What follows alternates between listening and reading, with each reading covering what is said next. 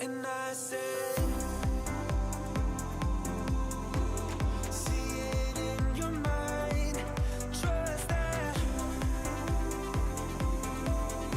have what it takes inside, 'cause you can make it too. If not says who, yeah, you can make it too. If not says who, you can make it.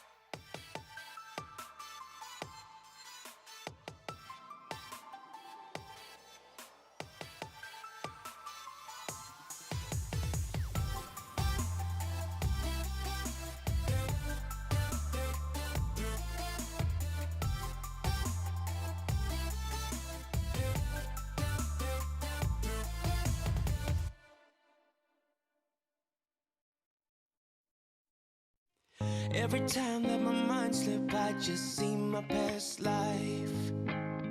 Having dreams in a dream, I wonder why I carried on with the things that made you lose your mind. There's no way I can undo what I've done.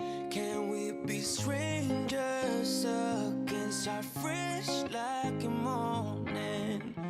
What's so bad about that? So why won't you follow? Why won't you follow me home? I know I can't make you mine. Yes, I ran out of town. There's no hope for me. I fell down the bottom, so I fell down way deep. But if I can't have the real you, then let me make a 3D print of you.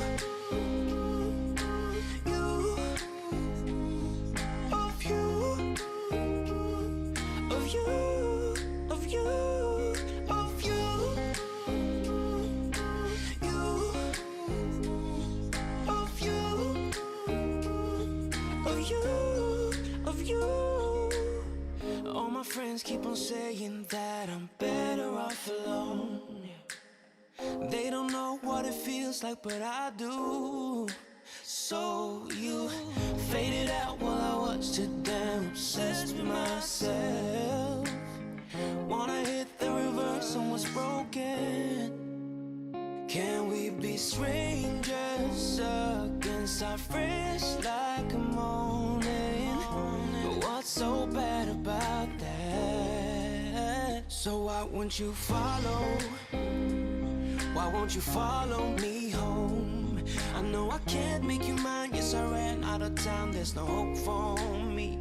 I fell down the bottom, so I fell down way deep. But if I can't have the real you, then let me make a 3D print of you.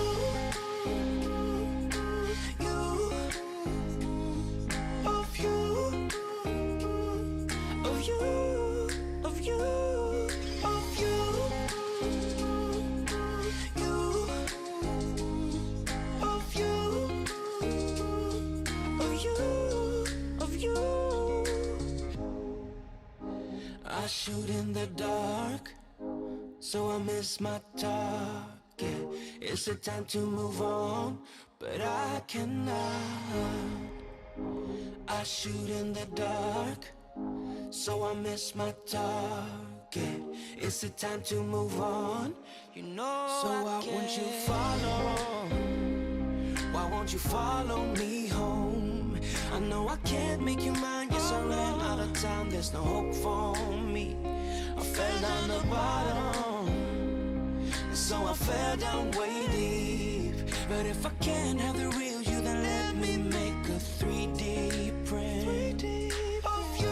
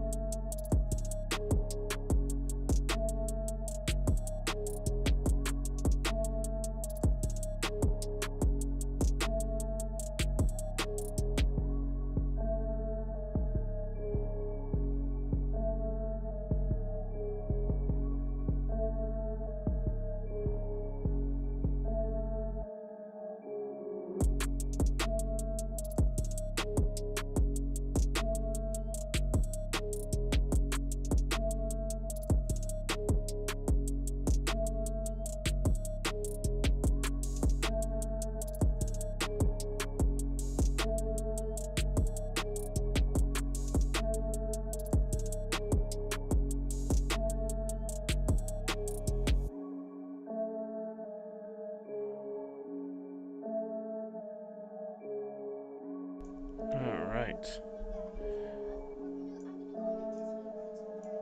You can do whatever you want. I'm live now.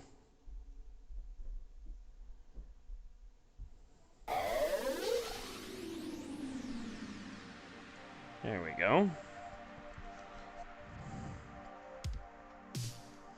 It is a windy, clear night tonight, so we're going to try a few things here. But right now, we are getting M97, which is the owl.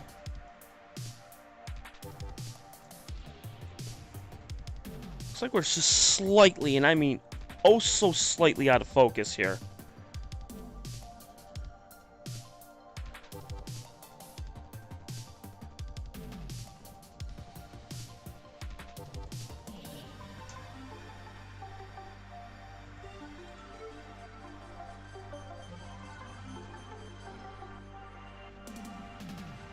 The owl looks good, though. We're taking a super wide field shot here. This is going to be an ultra long shot of about 10.5 minutes. So we'll see what this looks like at 10.5 minutes with the gain of at 0. Brightness will be at 0. Everything's going to be absolutely down to nothing. That's why you see on the wide field you don't see anything. What I'm going to do is I'm going to flip it back to the regular field here, so this way you'll see it. We'll flip this here. M97, 97, and then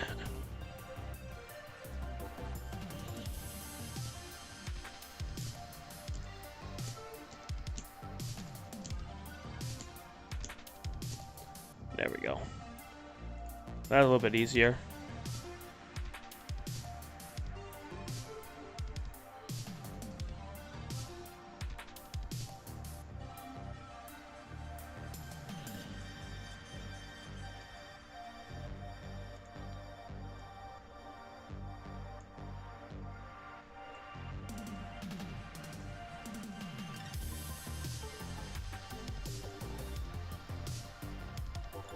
You can definitely see it.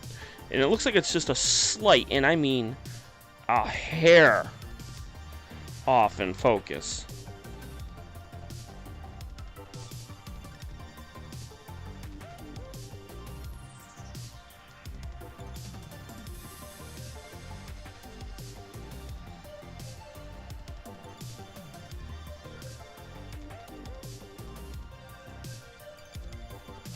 We got 4 minutes left on the wide field. This is going to be an ultra wide field, so get ready. It's going to look really awesome. Let me check and see how focus is. I did move it just a hair.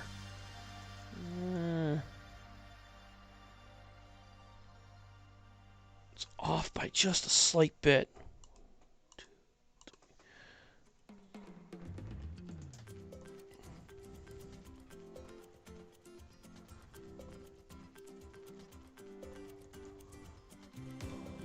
But it's not bad, though. So this is the owl, which is M97. And if I were to change the histogram,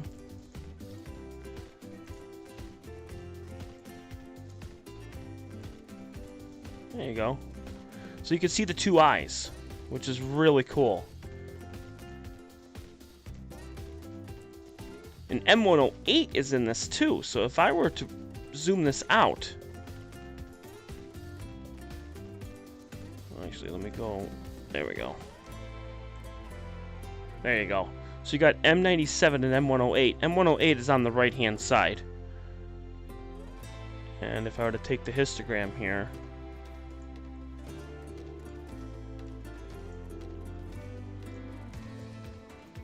you're going to see a lot of dust motes. We will be taking care of that this week. But you can really, really see the two objects, which is really cool. There's 5 dust motes that we're going to be taking care of on Wednesday.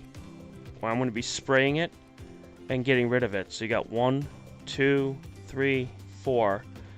Now, I can also get rid of that by using flats, which I've taken. So we could do that, but not worried about it. It's not a huge deal. These are 2-minute exposures that we're taking here. What I want to do is... Oh, there was a satellite. Two satellites that just went through. It's a double satellite. Oh, look at that. Double satellites went right through the screen.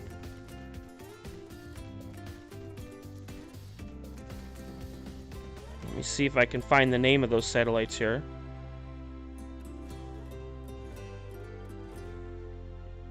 Let's see.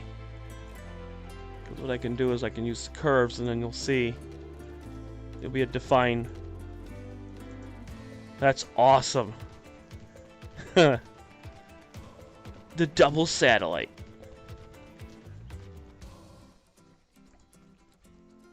I got 1 minute and 20 seconds left on the wide field.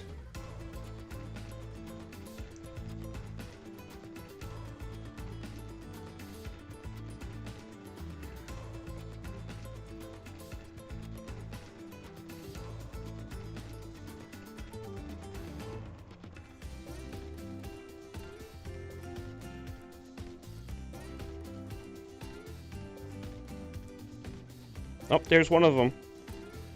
The first one, which is the one that is going right through M108, that one is called 2021-014D. That is a satellite. Its visual magnitude is 10.1. The distance is about 600 miles from Earth. So it's 600 miles above, which is kind of neat. The other satellite, let me see here.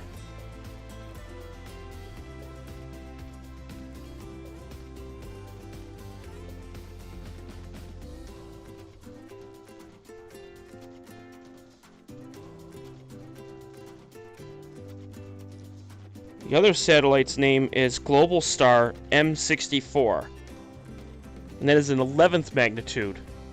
So there was 2 that just flung right through, which is cool. So 2 little satellites just zipped right by, which is super awesome. Alright, let's see here. Whoa. 11 minutes is just too much for the wide field. Alright, so we'll have to bring this down to about, let's see, 400 seconds or so.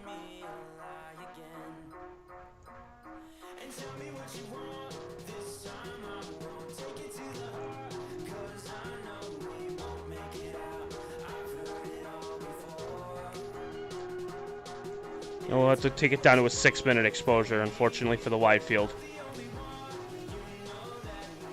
The guider is good, so we can actually bring it a little bit higher. So we could probably go to 5 minutes.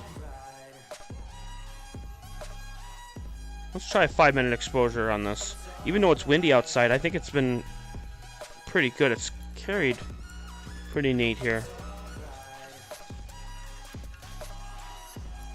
Yeah, it's actually not too bad.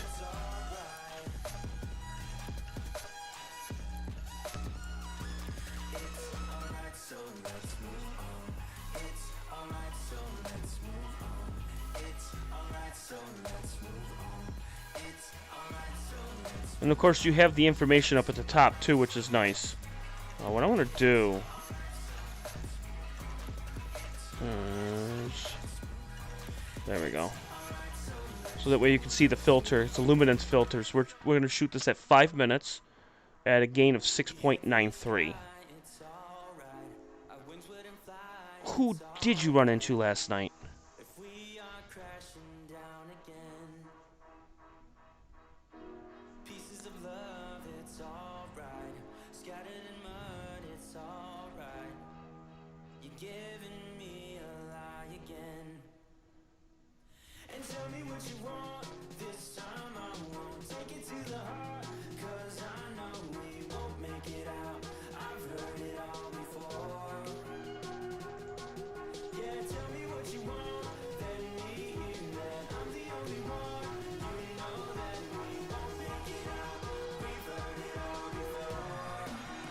Yeah, he actually was on my stream I don't know if it was last night or 2 nights ago. I can't remember, but he was on here, which is kind of neat.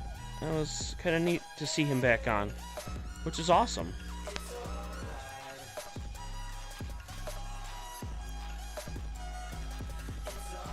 You know, it's always good.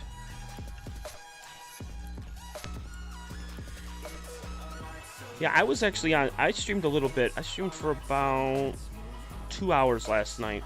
It was clear for about 40 minutes, and then it clouded up. So then we decided to process some images, and actually, it turned out really good. We did really well with the images last night.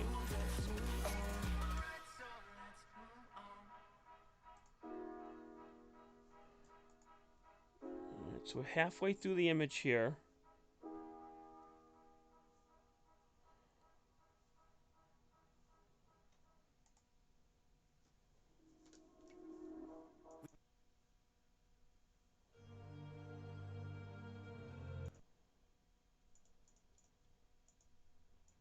I'm just whipping through here. There we go. I was just going through a few songs here. I'm trying to spice it up a little bit. This weekend, or this week, I plan on organizing all the songs. I plan on organizing everything. It's gonna give me a few days to get the music all set and ready to go. We're gonna add some new music to it. It's gonna take some time. We'll get there.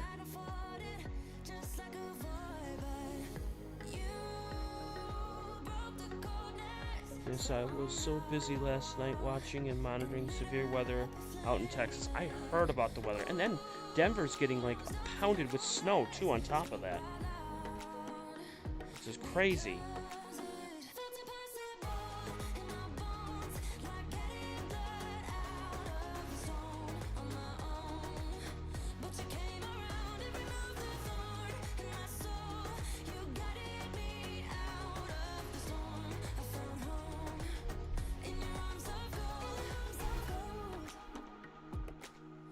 Hello there. Yeah, we got a couple of people watching. Good night. It's kind of breezy out there tonight, Kenzie.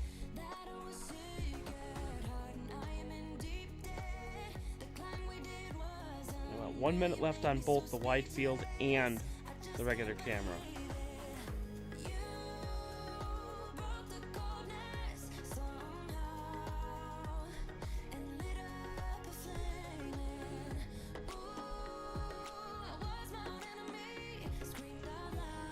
Good night, Kenzie. What? I'll try. Yeah, I'll shut the door.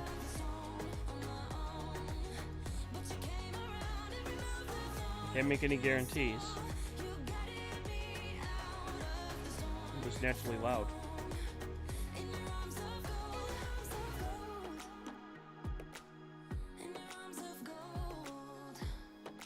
No, 6.93 is a little too high for the game. It can't be that high.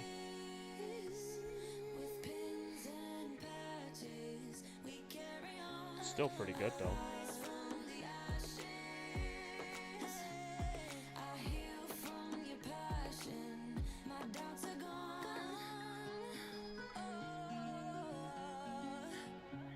That's pretty good. 5 minutes.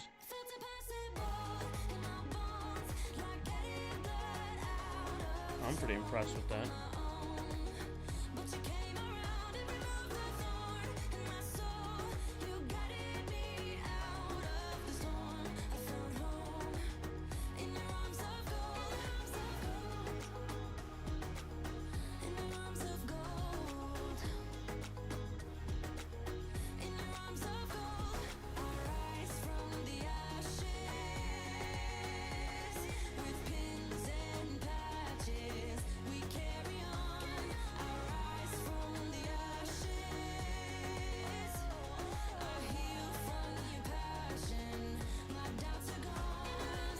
So even with the wind out there, we're still looking pretty darn good.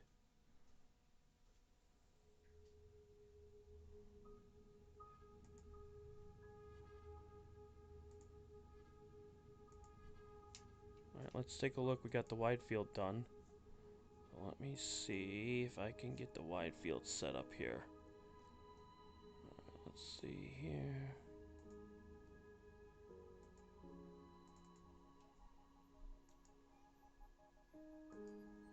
There we go.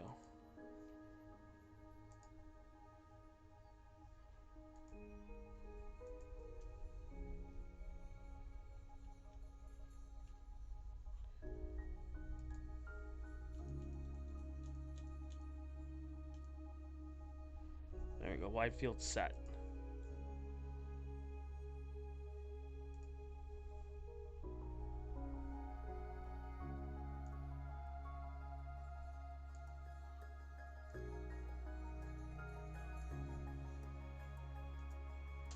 Wide field looks darn good. Okay, we'll flip it.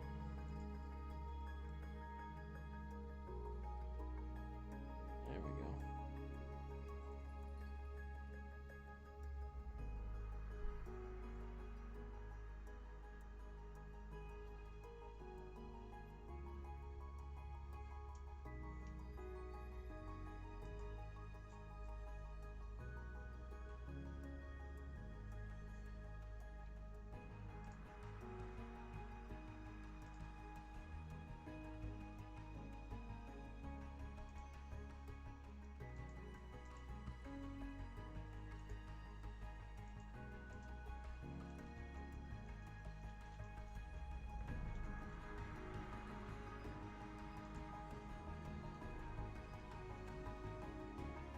There we go.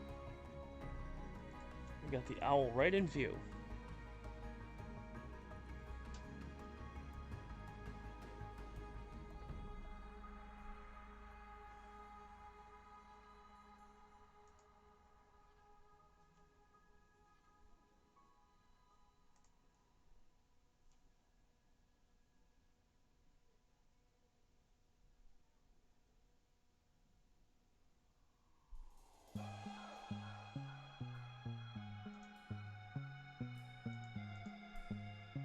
We'll take one more of this, and then we'll move to another object. I just wanted to see what this would look like. We know the wind is nasty, and it's really bad. One of the things that I wanted to try to get, and I think we are... should be high enough now, so we're going to get the box galaxies. Now, we were talking about that last night, that I wanted to get that for tonight. I think we should try that. Box galaxies are really small. Very, very, very tiny. So we're going to try to see if we can get that.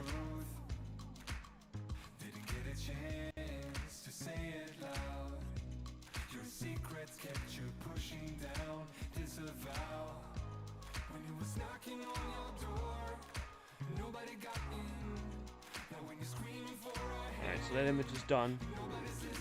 Alright.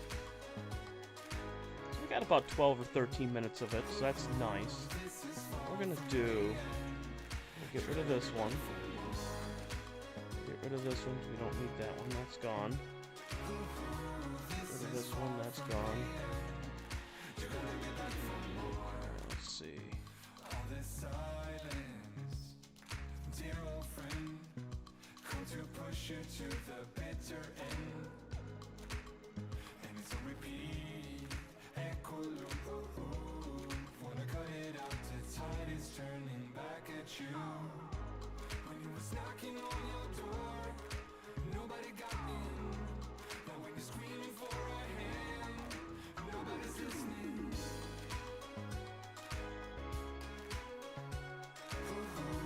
This is far from the end. You gotta be back for more.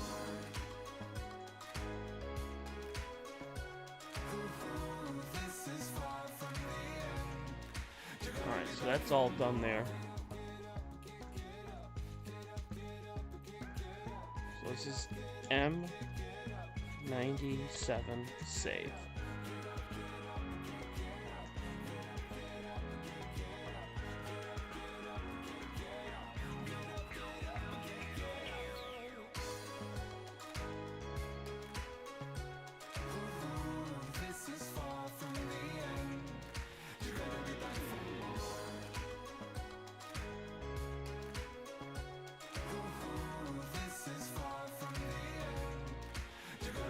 Alright, they're all saved now. Okay, perfect.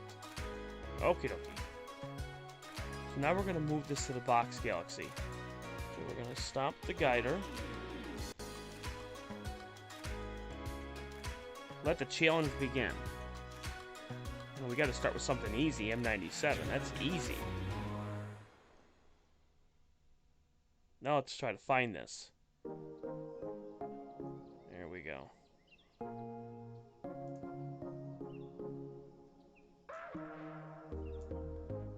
Okay, so let's see. Box galaxies are called, it's NGC 4173, 74, 75, and 69. So NGC 4179. They sit... let's see. They sit way above Arcturus, so...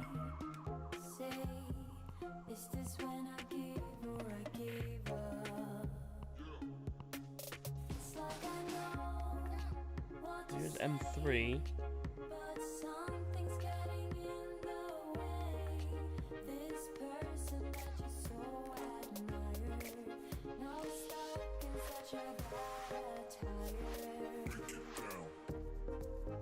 There's M106.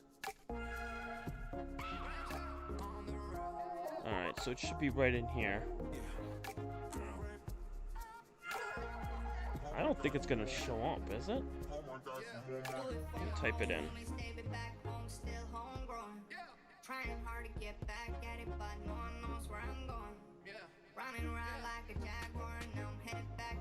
NGC 4169. NGC 4169. Go. There it is. Okay. Alright. So let's move the mount. Alright, moving the mount, moving the mount. Alright, there we go.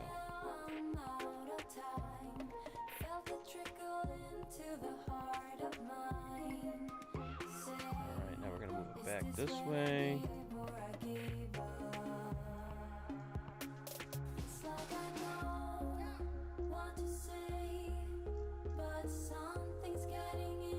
Well, they're in there. Okay.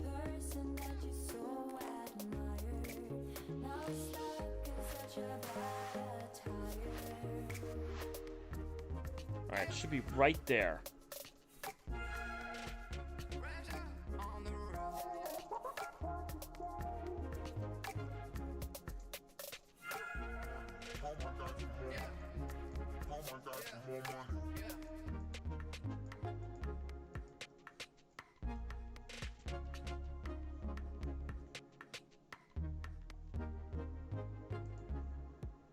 Alright, let's see here. Let's see where we are.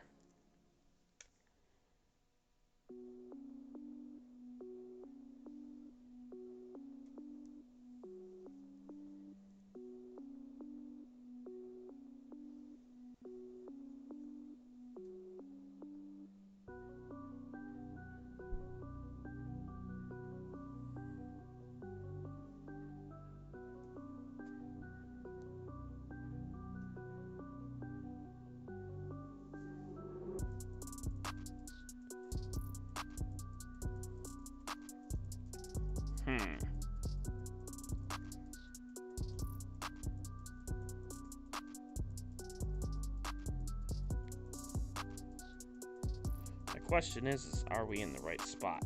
I don't know. We should be.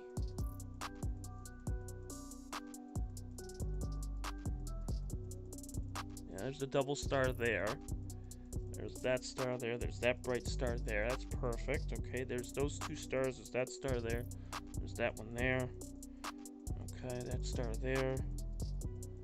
Yeah, it should be... Actually, it's dead center. It's as dead center as you can be.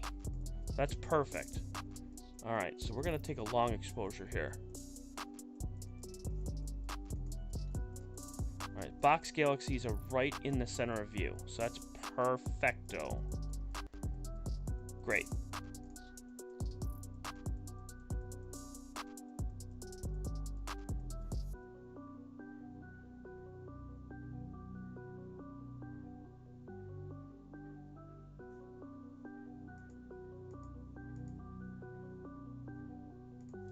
Okay.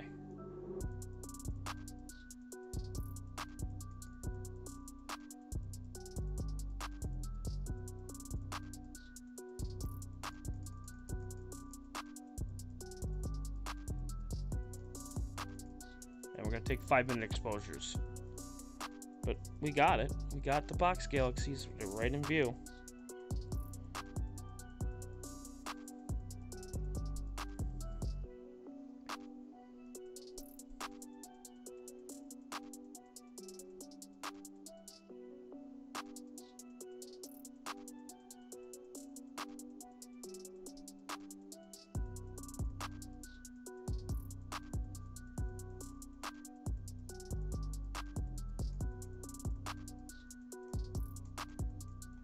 Now, of course, this is a 20-second exposure, but you're going to see smudges.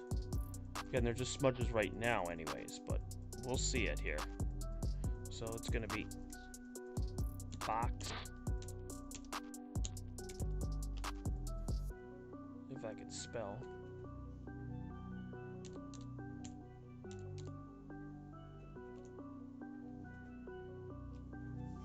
Box galaxies.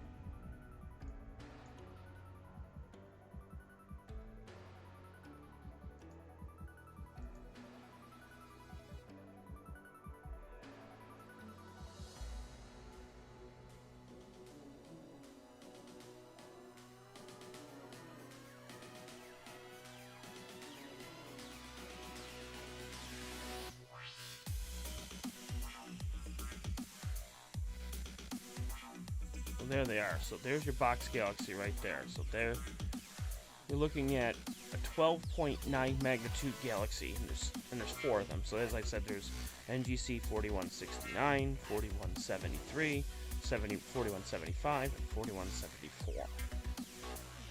And then you have a little star cluster on the side there too.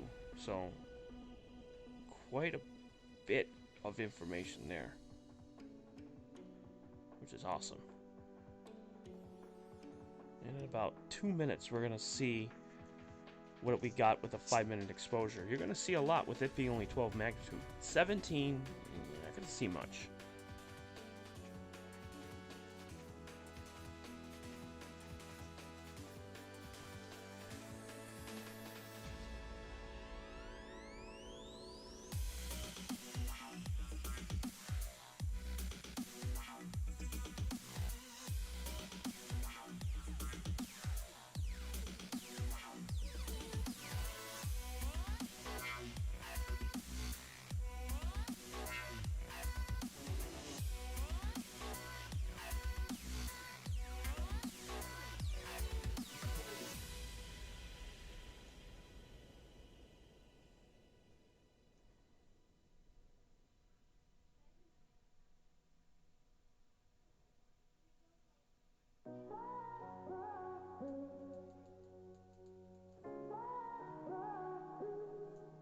I had a feeling you'd come back and save me from all those lonely nights and heartbreaks.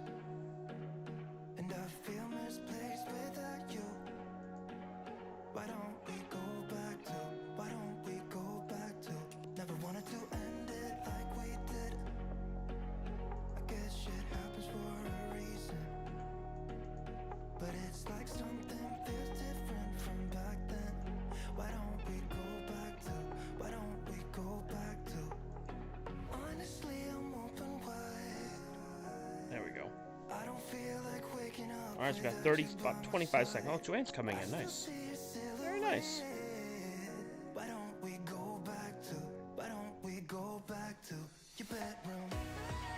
10 seconds.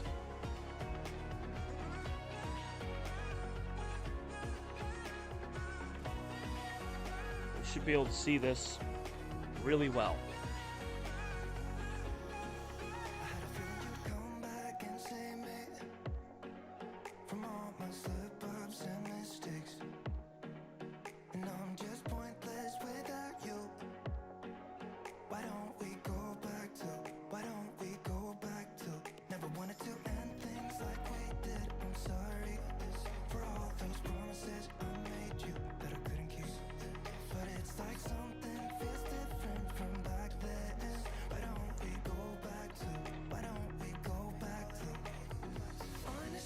Oh yeah, there they are.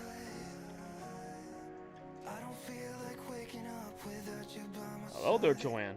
I still see your silhouette. Why don't we go back to your bedroom? Alright, so there we go. So we got... Zoom it out just a little bit here. There we go. To the left.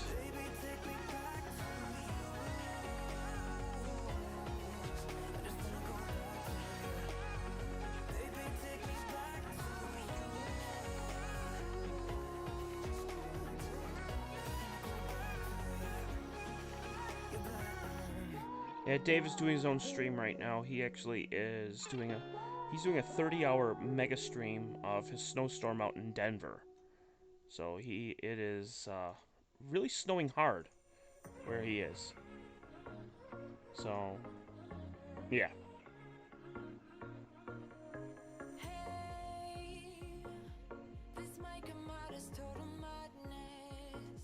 Here, what we're gonna do is we're gonna do this here. Always adjusting. Always adjusting. Cut this down here.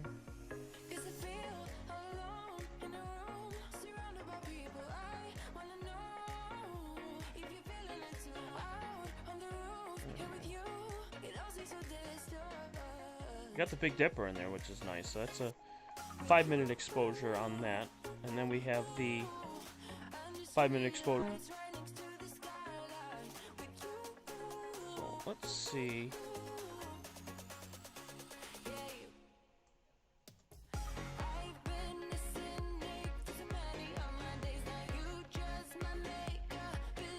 Yep.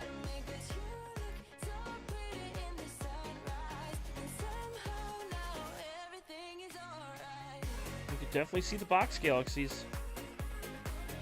That's kind of neat.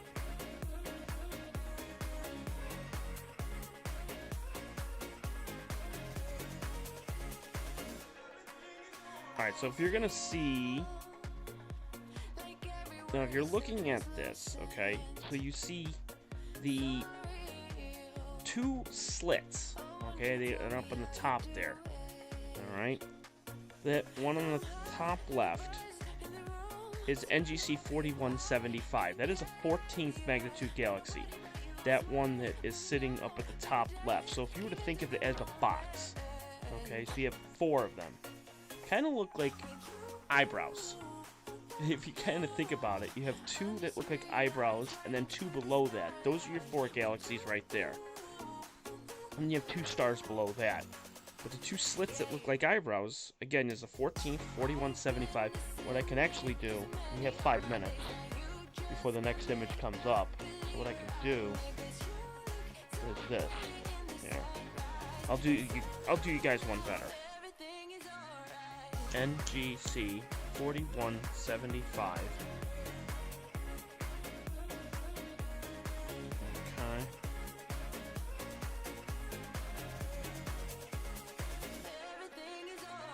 Alright, so that's NGC 4175 up on the left. And then 4173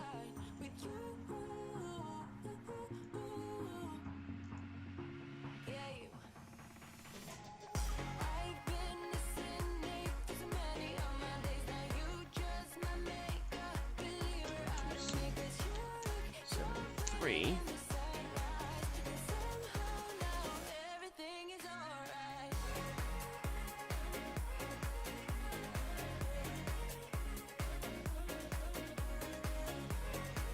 NGC 4173. 4174.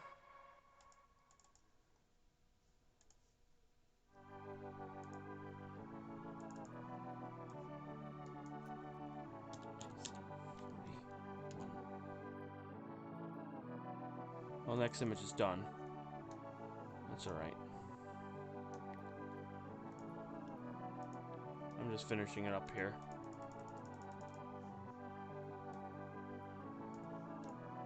Okay.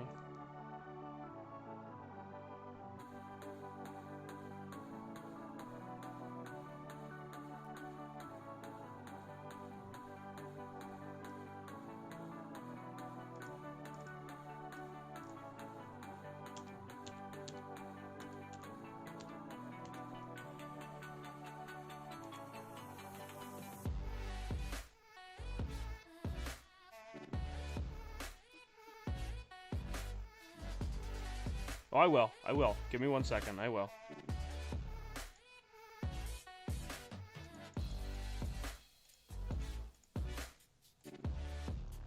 Alright, here. Let's do it this way here.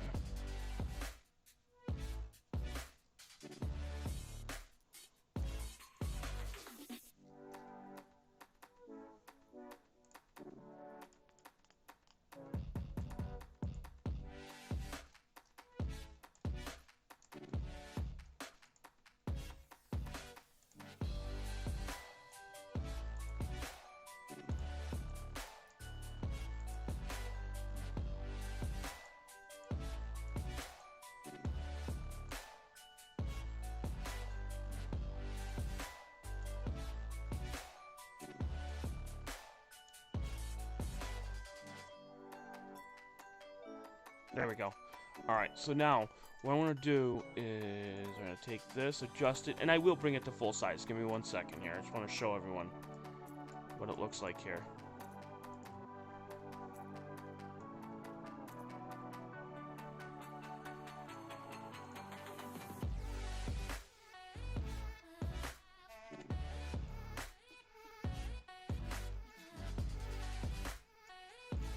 That's your box galaxies right there. And you could see it. You could actually compare the two between the bottom right and the bottom left of the actual image versus what you see on the reference frame. Oh, there's a big plane that just went through on the wide field. That's cool.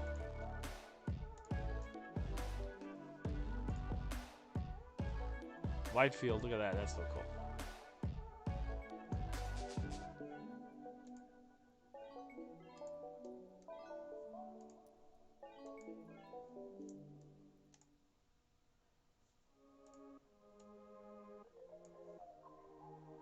You know that I'm the queen of overthinking. It's like we're done before we even started. So if this is the end now, baby, know that I gave it my all. I believe in us. I won't give up on you. I will be holding on for life. Hope you believe in us. Please don't give up on me. At least give me a try. 'Cause you're the best thing, the best thing. Alright, so we'll go to wide field. I'll show you what it looks like here with that. Alright, so here you go again.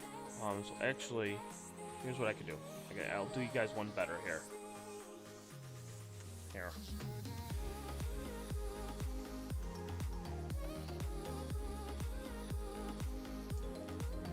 Here, we'll copy it. Alright, and then we'll paste it. Well, how come it won't... What the frick? It won't let you... Oh, I know why. Hang on.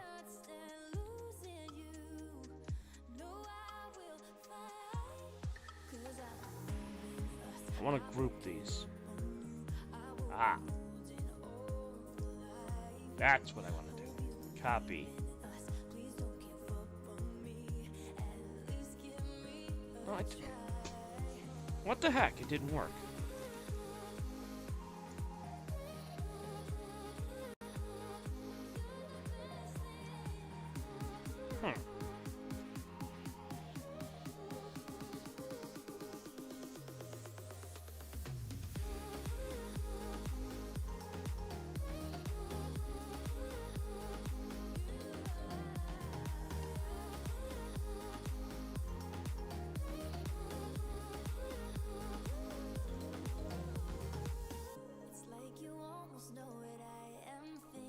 What if I copy that? Aha! There we go. Now I figured it out. Okay.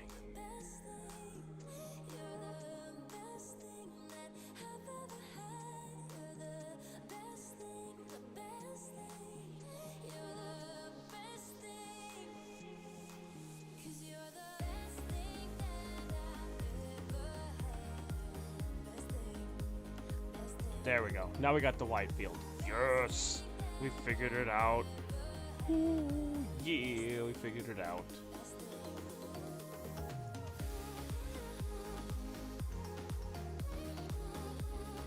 There we go.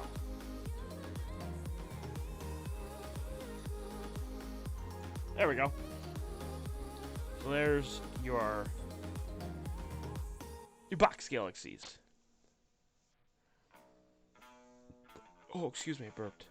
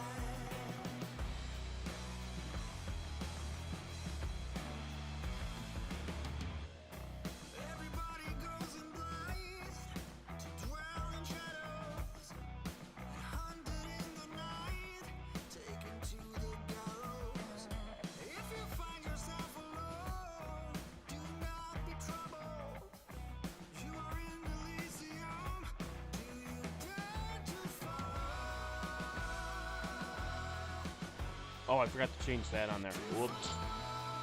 Hang on.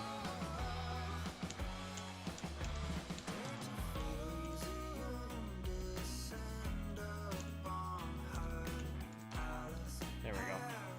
Box galaxies. There we go. I forgot to change the top. It's not the Owl Nebula. That's my bad.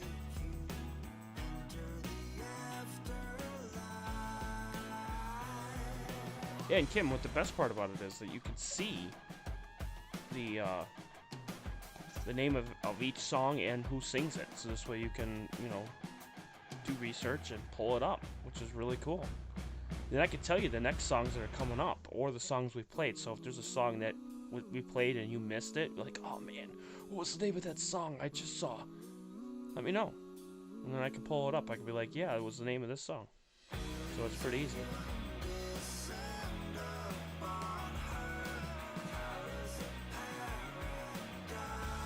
These are 12th and 14th magnitude galaxies. Now, a little bit about these, okay? People are probably wondering, well, how far are they? Where are they located? All that good stuff.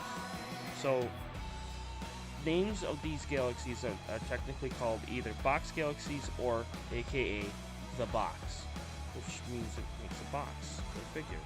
They're spiral galaxies in Coma Berenices. I think that's the name of the constellation. Berenices? Coma Berenices. Berenices. They sit and they lie at about 190 million light years away. Just want to close the door. There we go.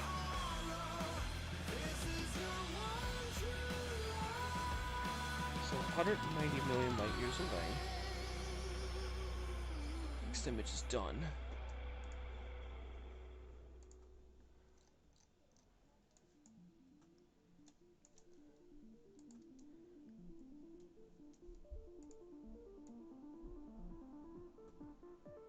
There we go.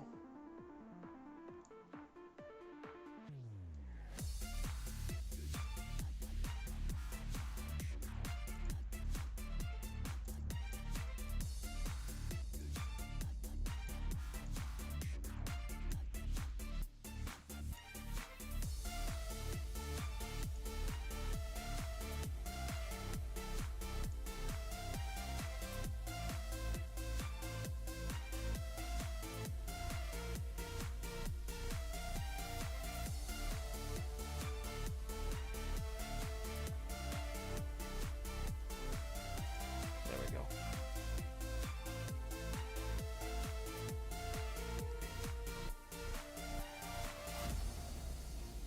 The diameter of each of these galaxies is roughly 100,000 light years across, which is approximately about the same size as what the Milky Way is. The Milky Way is about 120,000.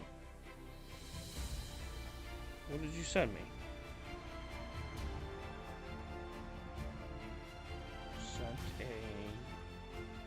another video. Ah, yes, okay. The music, yes.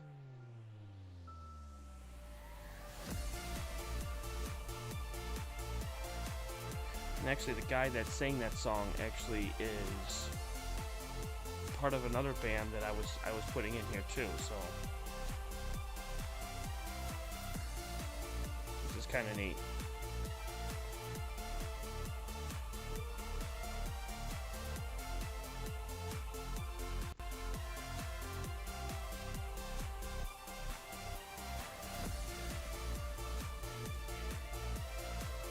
Take one more of the box galaxies. This way we'll have about 5-minute exposures. We'll have about 25 minutes, which is nice. And we're also waiting on the roof to move, so this way our wide field is going to look a little bit better. Just waiting.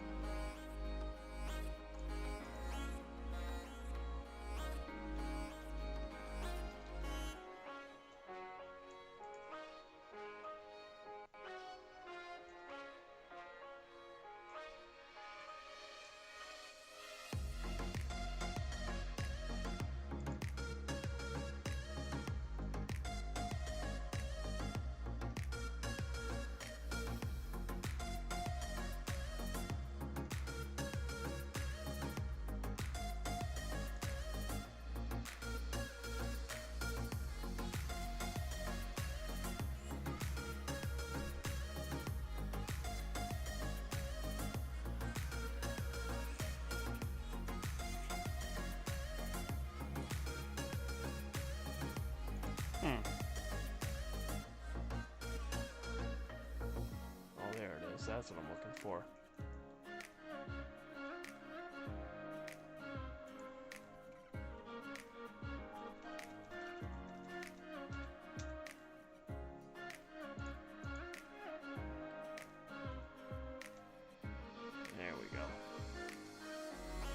That's what I wanted.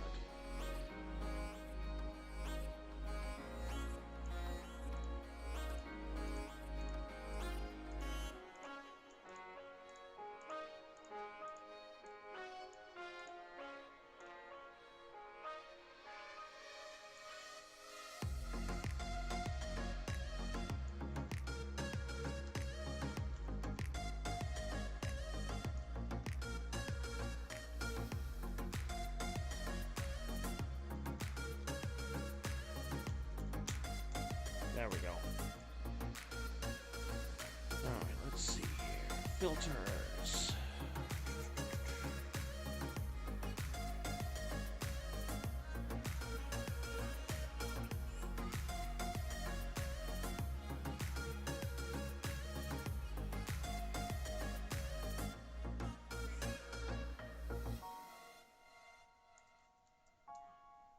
There we go. Now you got the time on here now. Alright, so we got a bunch of images for the box, which is great.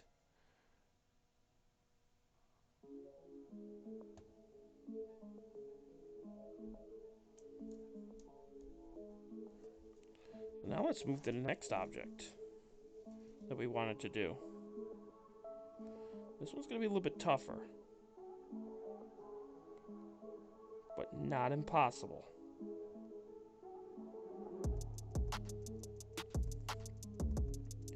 $37.50. Alright, let's see if we can find them on our list here.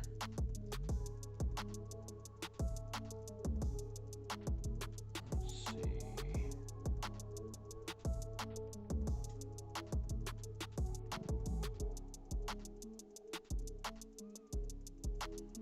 Okay. NGC.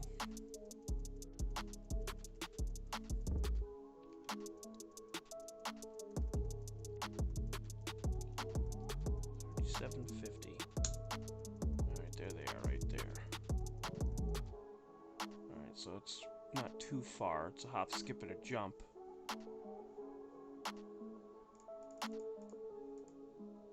Alright, so we'll take one more here.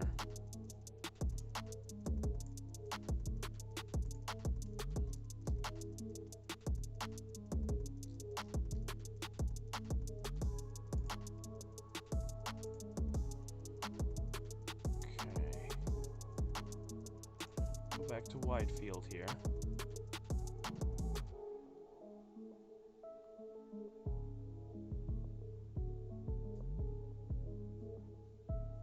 Alright, so the next object we're going to be going to is NGC 3750. This is one that we wanted to get earlier, so we're going to try and see what we got for here.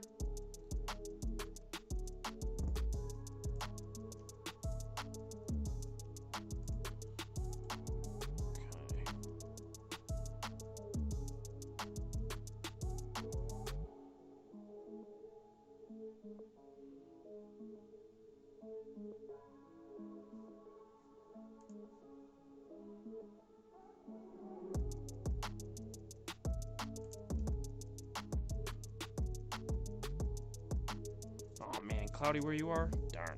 That's not cool at all. That is not good. We don't want the clouds. Clouds are bad. Clouds are very bad. Definitely don't want that. We've actually had a good stretch here over the last 4 or 5 days. No offense, but your music is too loud. I can't hear you. Okay. No, actually, I appreciate it. Tell me. Whenever there's a problem, you let me know. I can turn the music down. You let me know. I'll turn it down right about there. Right about there.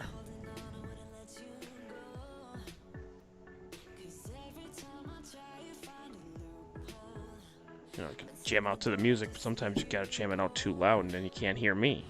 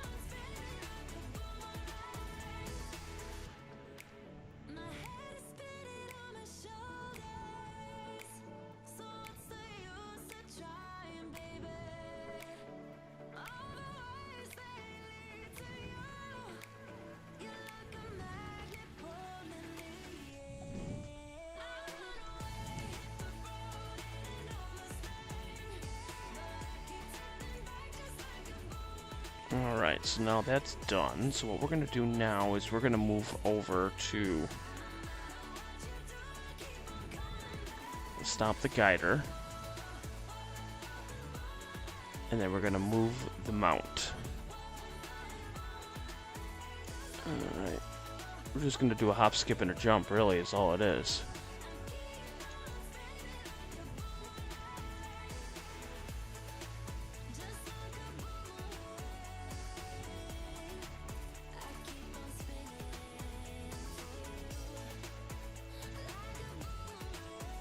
Right there.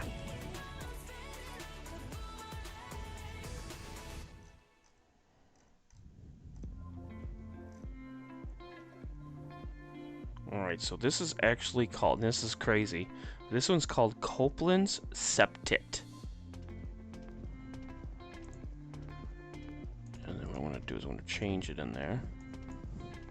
C-O-P-E-L.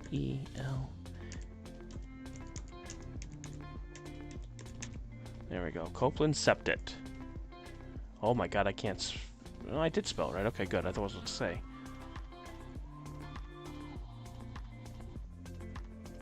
Alright, let's see. Shift it over a little bit here. Okay, there we go.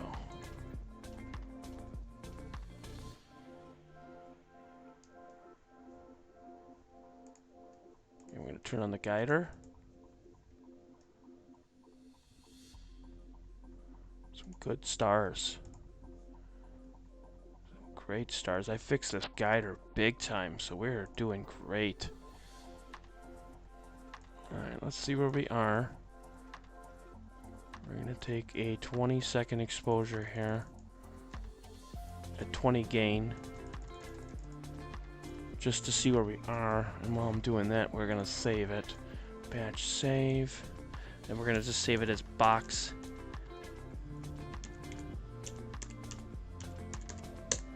Box Galaxies. Save 1, 2, 3, 4, 5. Alright, let's see, where are we? Are we in the right spot?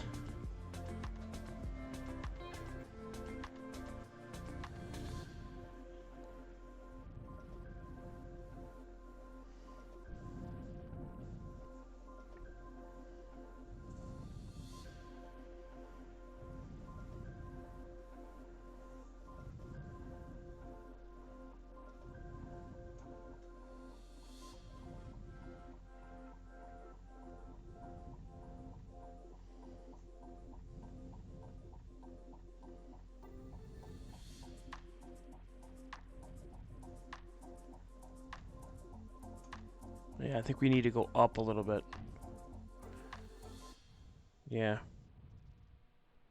Yeah, we need to go up. Okay. I'm glad I caught that. Okay. We need to go 1, 2, 3, 4, 5, 6, 7, 8, 9, 10, 11, 12. Alright, we should be right in the middle now.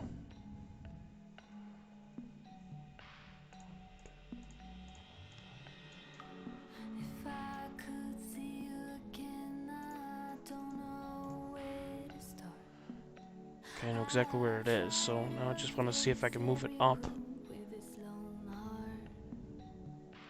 If it's right... Oh, actually, you want to know what? That's actually not too bad. Okay. Good. Okay. How much did it move, though? It's right there. We're in good shape.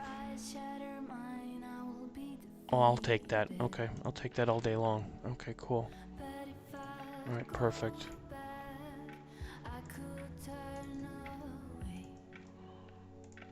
Excellent. Right there. Alright.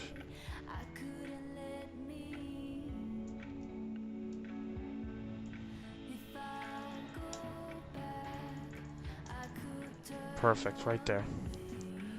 Alright, so now, if you want to be able to see where it is in comparison, okay.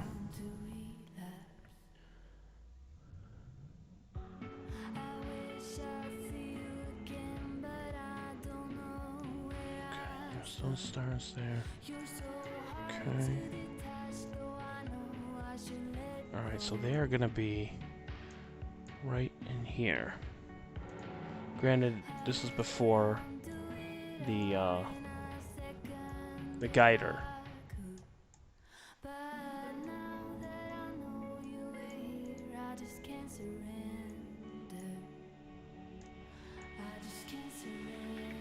Okay, so they're gonna be...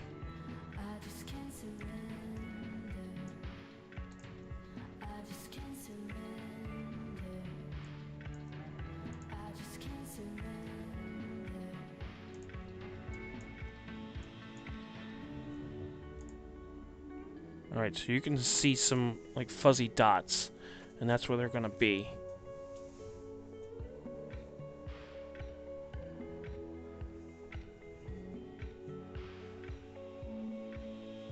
And there's gonna be 6 of them.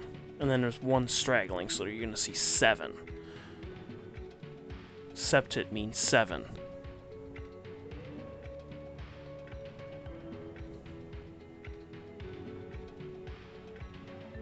Right now we're taking a 5-minute exposure on Copeland septet. Hello, Troy. Welcome.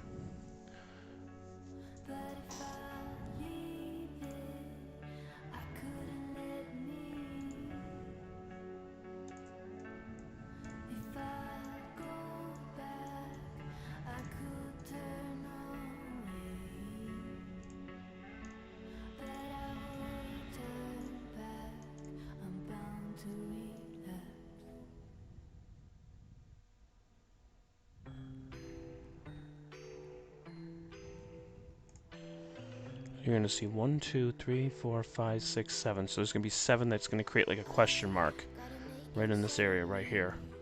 That's where your 7 are going to be. So now it's just a matter of just waiting, seeing what we get with the 5-minute exposure.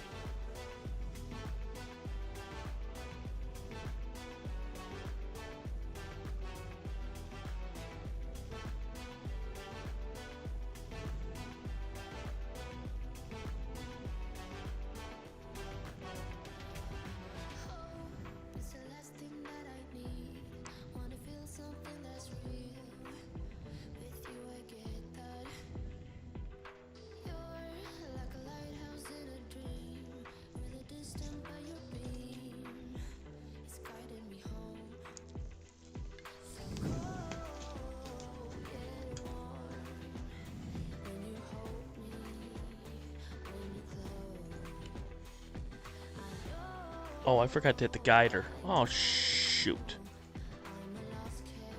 I didn't mean to do that. Oops. My bad.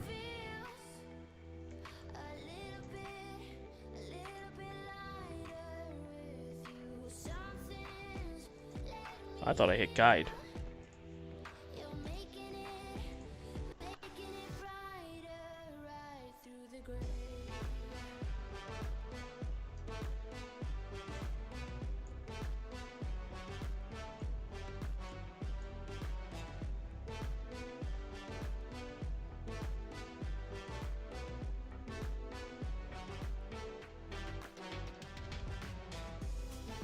Alright, now we're guiding.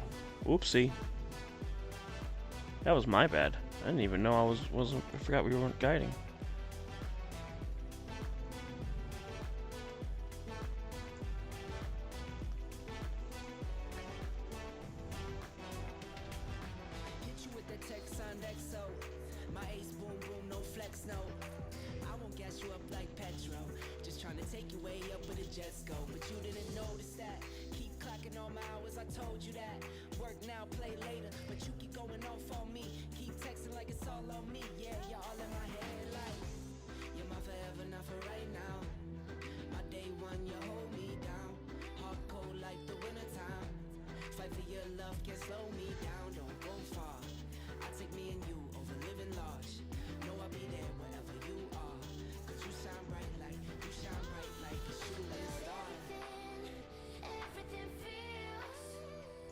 Let's check the time on it and see.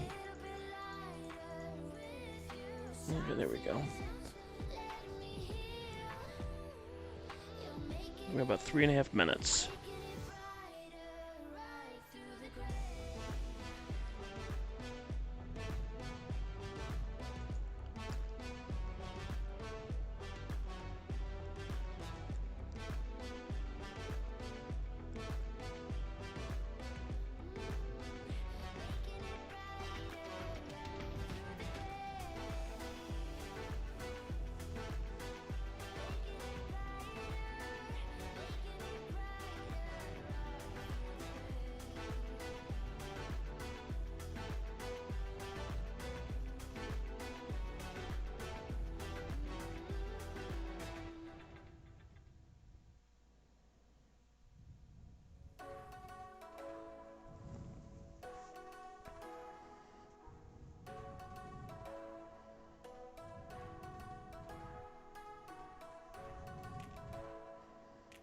These are obscure objects that we're getting too. We're not doing the typical M51, M64. I mean, we're getting, you know, objects that you don't normally see, which is great, and that's what we're looking for. Is we're looking for objects that I don't normally see in the night sky. I mean, sure, yeah, we could get M51, which we did 2 nights ago. M64, which is the Black Eye Galaxy, M101, which was the Pinwheel, aka the Triangulum Galaxy. We did that one too, which is nice. We did the Owl earlier this evening, which is nice. So there's a lot of different galaxies and everything. Now, if you're wondering, now we did a bunch of galaxies this week and last week. It's galaxy season. I don't know if you've heard of it. March and April are huge galaxy seasons. That's where you're going to see Markarian's Chain. You know, there's about 15 or 20 galaxies in there. There's the Whale, the Mice, the Needle, the Spindle. It goes on and on. The Sombrero. Sombrero we're going to be getting probably in the next week or so when it gets high enough in the night sky. Right now it's sitting at about 15 degrees above the horizon. I won't be able to get that yet. But Sombrero is a good one. It's a good clusters season.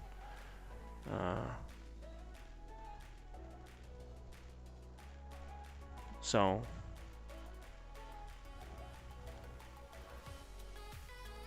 we're going to try some new things, which is awesome. And that's why I'm trying to see different little tiny galaxies. We now have an opportunity to get something that's a 13th or 14th magnitude and still pull out some kind of detail.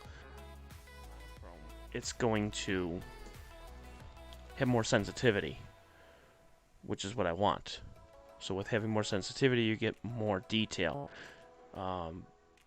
In the midst, right now, of getting a great AccuFocus. Switch from filter to filter to filter to filter, back and forth, without having any problems at all. And on top of that, we'll have the focuser where it'll switch with temperature. So if the temperature drops too sudden or too little or too high, it will automatically factor that in from night to night. So that's ultimately what I'm trying to get into and trying to do. Now the focus, as this is a perfect prime example, the temperature has changed. It's gotten much colder, which means if you're looking at this, this is totally out of focus. Now, earlier this evening, this was completely in focus. You're also seeing here a satellite, too. You know, flip the full screen here. That's a satellite right there. I'll go back to full screen. So there's a great satellite right there. What we'll do is we'll change the name on this to Copeland's SEPTET. Septet. Okay. But you can see how this is completely out of focus. But there is 6 here. And then there's a 7th that's strangling. So what we'll do...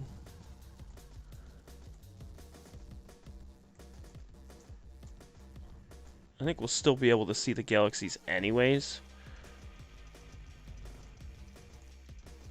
Yeah, the 7 are still there. Alright.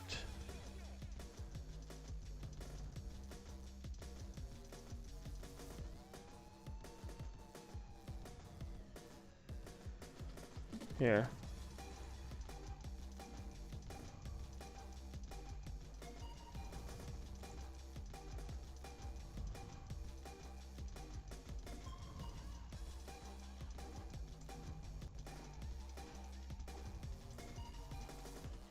So Kim, you're saying nebula like M57?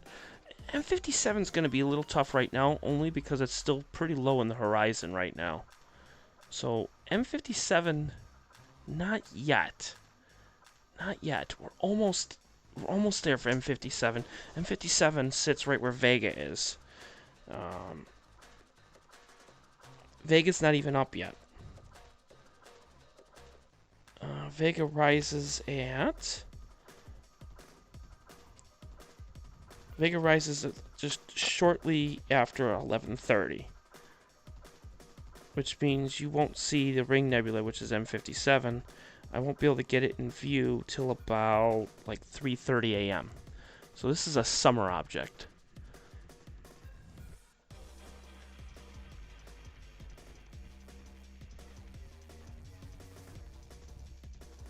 Yeah, I would say to get it in view of where it's a decent view, I would say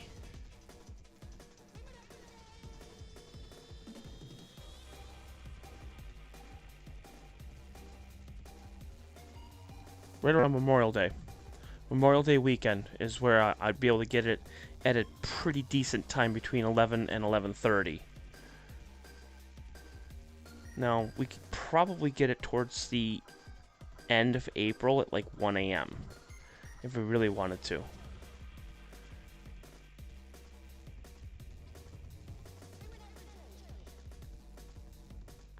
So if you see this here, you can actually see the 7 galaxies.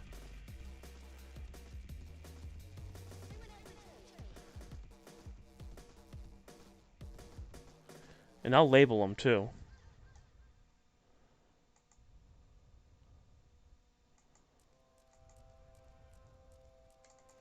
Here, we'll label them.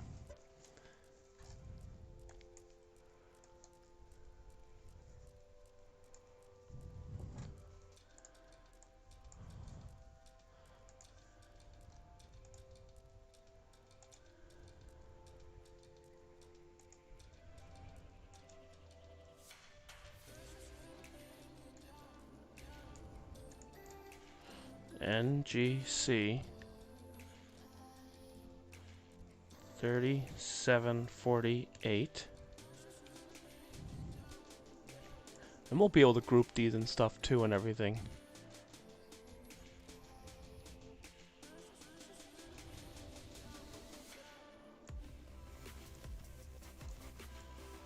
That's that one there. So that's NGC 3740, and of course, then the picture ends. Of course it does. That's okay. We'll type these here. All right. The next one.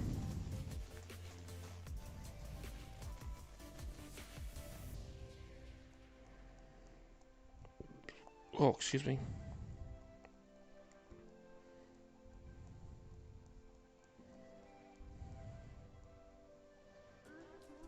Alright, so the next one is 3745.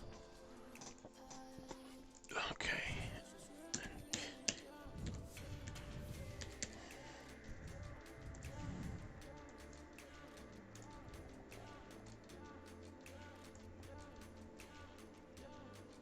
Which will be over there.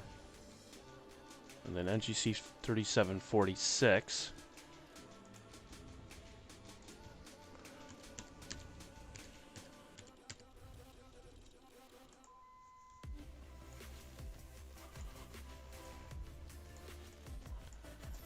Okay, now what we'll do...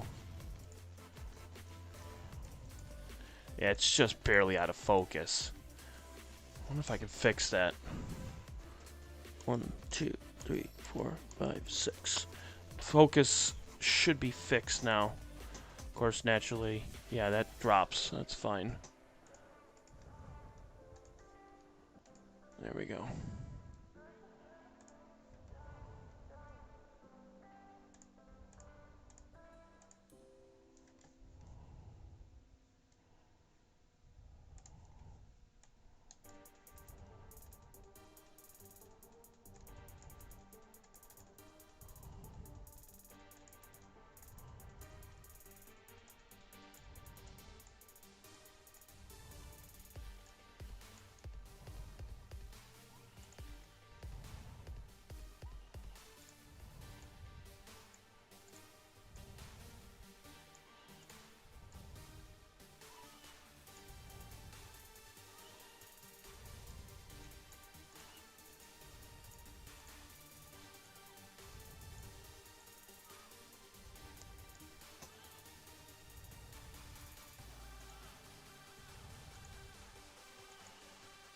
Okay, and then the bottom ones.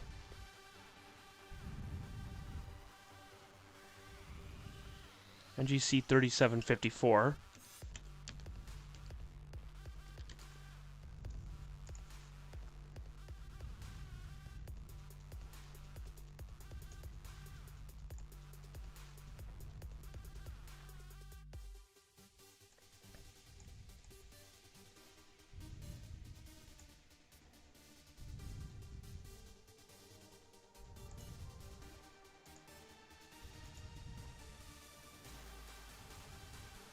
NGC 3753.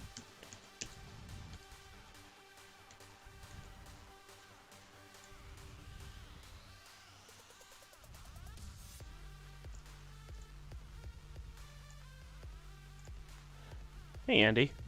Andy, we are getting Copeland's septet.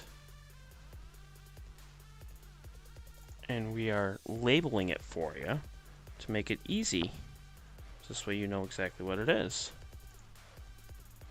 It is so windy out there. My God, I can hear the wind. Luckily, it's in the shed. So in this way, the walls are blocking it.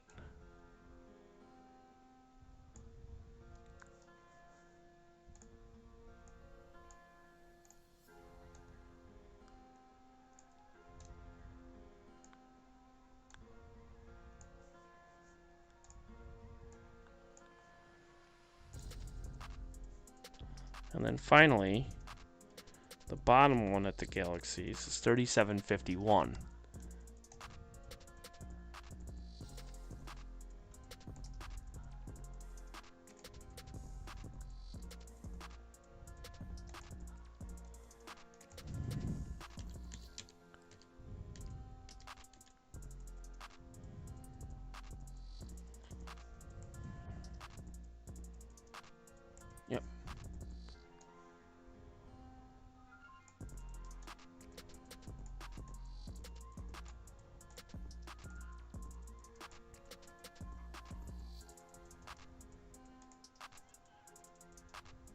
Yeah, this image is bad only because the fact that I stopped the guider by accident. Which is okay, it's fine, we'll do that instead.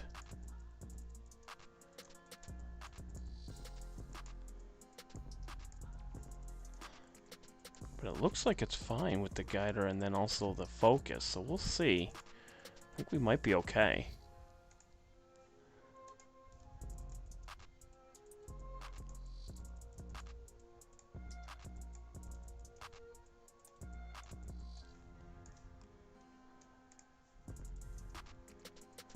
Alright, now we'll group these together.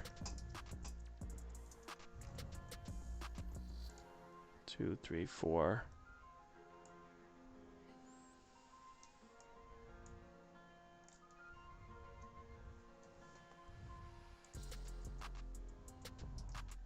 There's 7.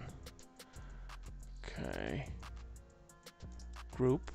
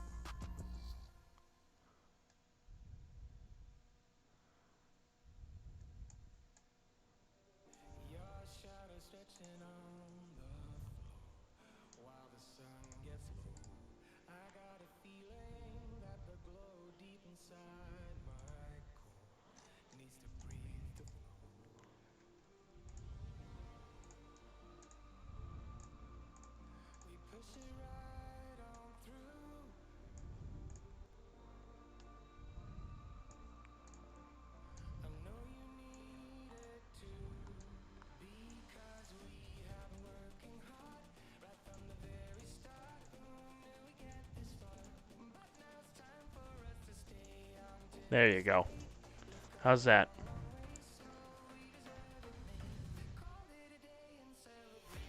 Oh no, we got no problems at all, which is great. We've had absolutely no problems, even though we've had some massive wins over the last couple of days, but nothing serious. There you go. So that's your Copeland septet right there. How about that? That's a great shot right there.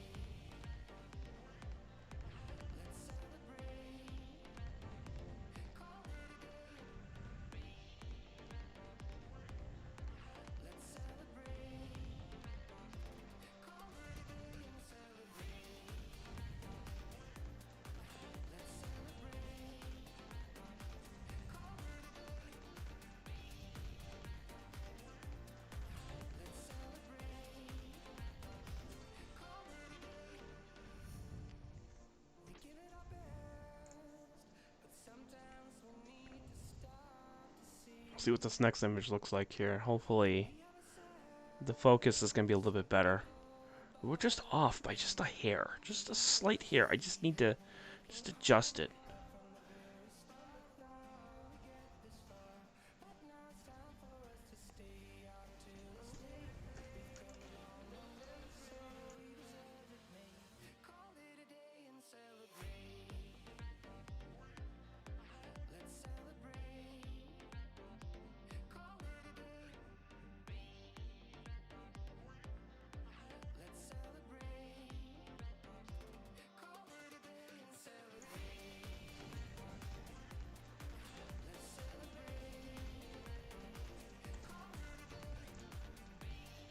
let's see what it looks like here. It looks a little bit better.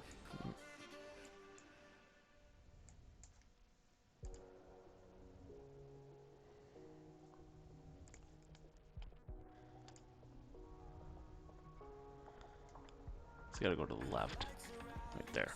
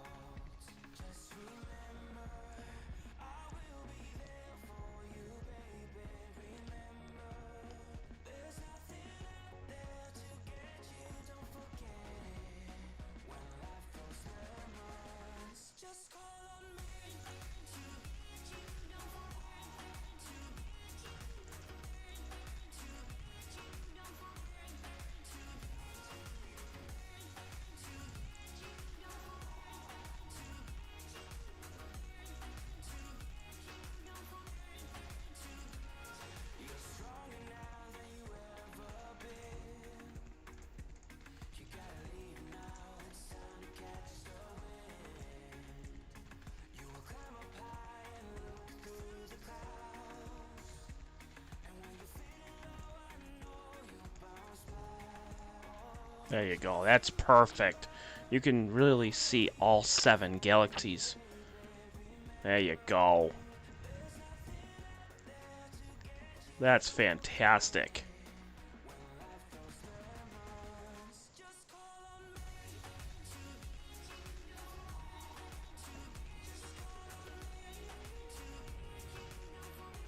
Now what's cool is I can actually show you what each galaxy is. So here we got, so we'll look at the first one, okay? This is 3748. Okay, so if you look at the top, you're going to see its information, which is 15.5. That's its magnitude. Okay, its dimension is 0.9 by 0.3 arc minutes. Alright, and you can see where its right ascension declination is. Okay, so the next one is 3745. This one's 16.35 in magnitude. Dimension is 0.6 by 0.3. And then you have NGC 3746, which this one is 15.3. Then you have 3754, which is 15.2. Then you have 3753, which is 14.6. 3750, which is 15.2. And then finally, which is the 7th one, is 3751. It is 15.23. So you're seeing each galaxy is roughly between 14 and 16th magnitude. And yet we're seeing these pretty clearly without any problems at all. Even with the wind, which is really epic. And I'm pretty impressed.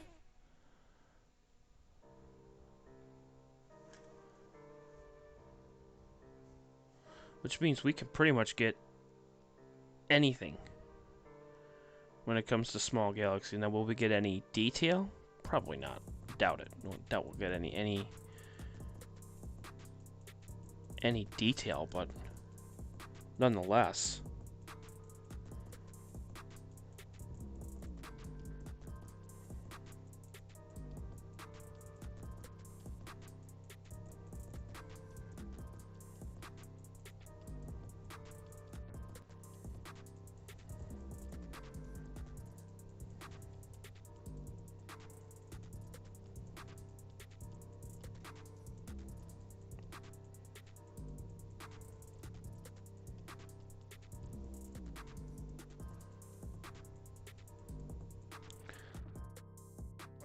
That Kim is asking is how many light years are we from Earth?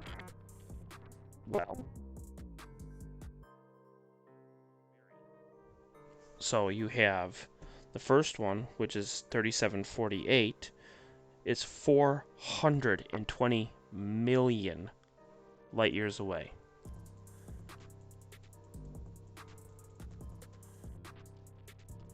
$420 million light years away. That's the first one. So, that's unfathomable. Okay? Absolutely unfathomable. You can't even put that in perspective. Okay? 150%. 150. Right there. A little bit to the left, right about there. Perfect, right there. Alright, so that's the first one. That is NGC 3748. So that one is extremely far. The next one, which is 3745, that's the one in the middle there. Let me change the curves. Oh, too much. There we go.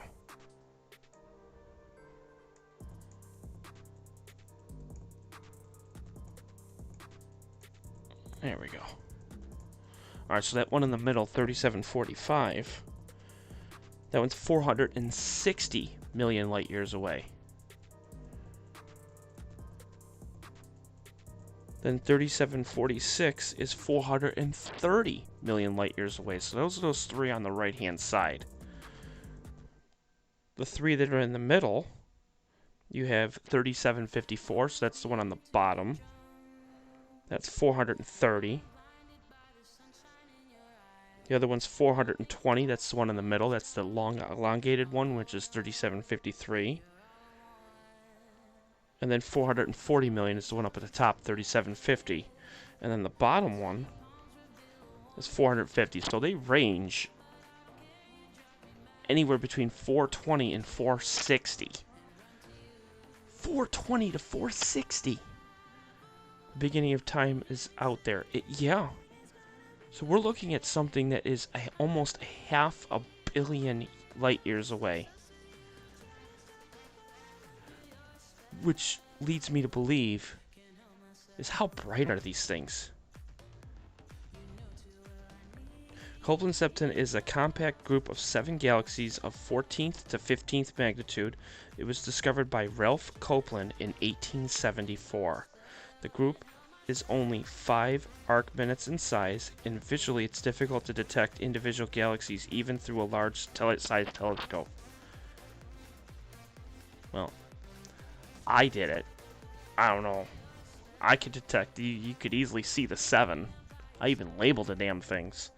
Copeland-Septon is one of the most dense galaxy groups in the sky. The distance is estimated about 460 million light years away.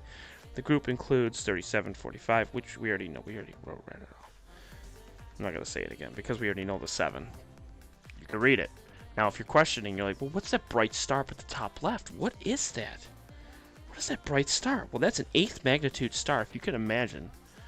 That's an 8th magnitude star, and it's so friggin' bright. That one is, get your pen and paper. It is HD 101110.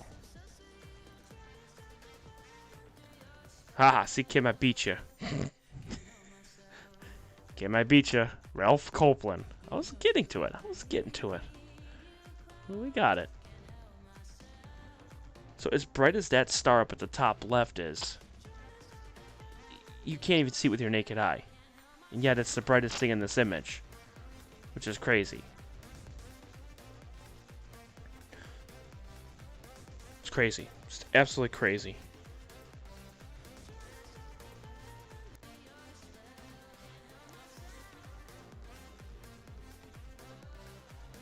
And we could get some other really, really, really small stuff too, which is crazy. This is some kind of black hole in the center. They do, and they should, but we can't see them. I can't see them. There's no way I'd be able to see them. Like Kim said earlier, I would have to get a larger scope in order to see some kind of surface detail. I mean, I'd have to pull up and see. Let me see. Copeland-Septon. I don't even know if Hubble even did Copeland's. I don't even know. Yeah, I mean, looking on the internet, you see, and Kim's got it. Yep, I was just looking at it. You know, Kim sends me a picture of the Copeland-Septon. Yeah, that actually looks really cool, the picture that she sent me. They're spiraled and barred galaxies, that's what they are. Which is kind of neat.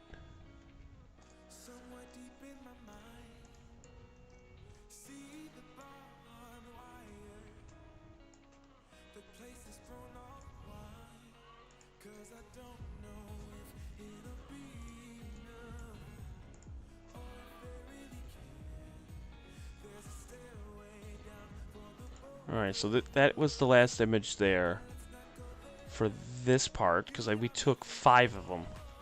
We got about 25 minutes of exposure time, which is pretty good for this kind of object, which is nice. There we go. Not bad. Not bad. And yet we got... You know, we got them to be in good shape. I mean, that's... To see them in detail. Now, what it looks like here, I'm going to show you. So we're going to do this. Take that, and then we're going to zoom out, okay? I'm going to show you where it is and how small compared to this, okay? So, where my mouse is, okay, that's the 8th magnitude star right there. There's an even brighter star in that area. Okay. But still, it's extremely, extremely small. 92 Leo is that super, super, super bright star, which is up at the top left. So you'll see it there. But that's an even brighter star. 92 Leo is a 5th magnitude star. Now, where they are, what I'm going to do, let's take the curves. And you'll just be able to just barely see them here in the image here. Okay. You can just barely see them.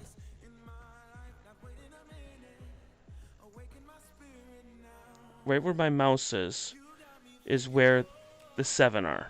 I'm going to circle it right here. So this is where the 7 are, right here. But you can see how small they are compared to my field of image, which is crazy. It's just nuts. I mean, doing this before plate solving, I'd probably pull my hair out. I just would be like losing my mind trying to find these objects because they're so friggin' small.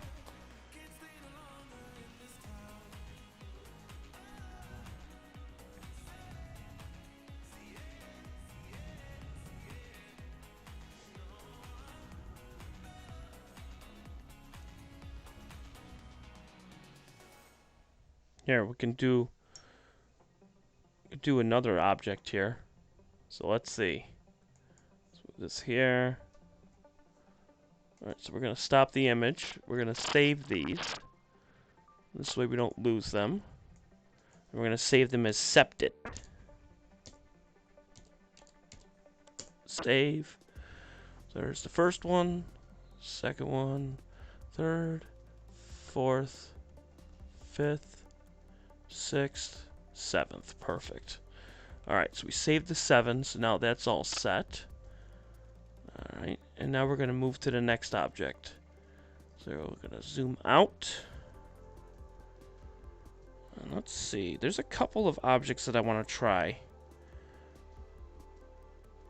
You tell me. The viewer out there, you tell me what I should get.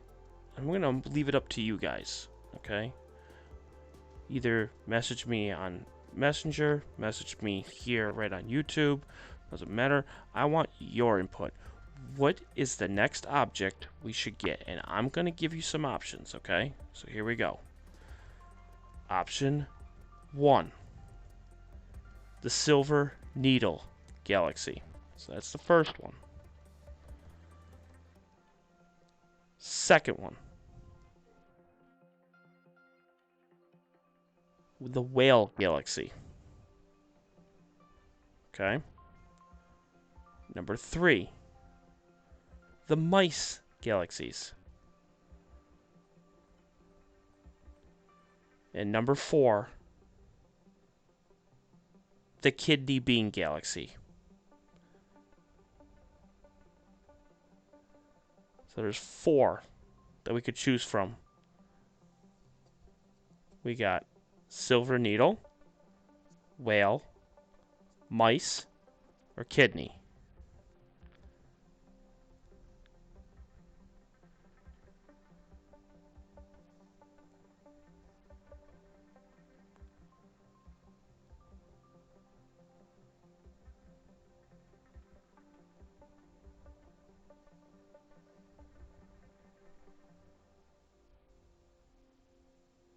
Kim says the Whale Galaxy.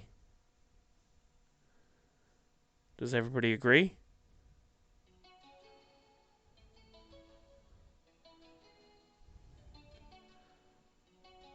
The whale is going to be the biggest out of all of them.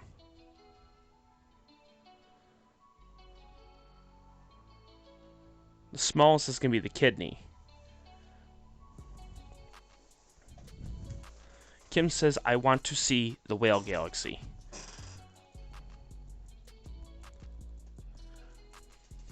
$46.31.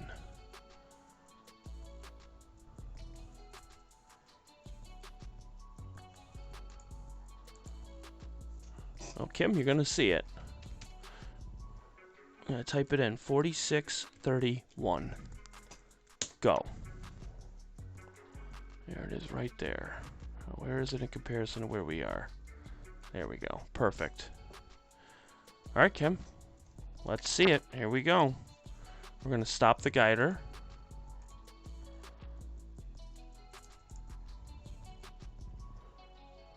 Here we go. We're moving the mount.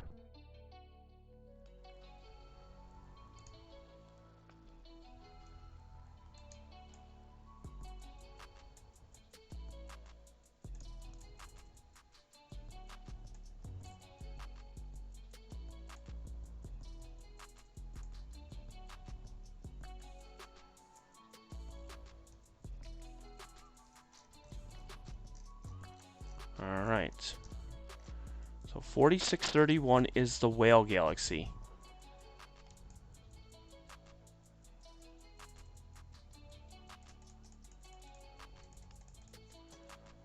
Should be right there. So we should be dead center on the whale. Let's take a look. Let's take a preview shot. Let's see where we are. Hopefully we're right where we want to be. Whoops, what did I just do? Ah! Alright, there we go. Alright, let's take a test shot just to see where we are. Go.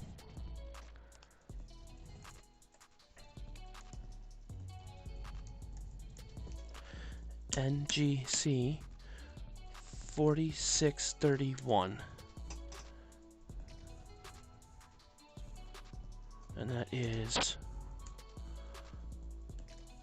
whale.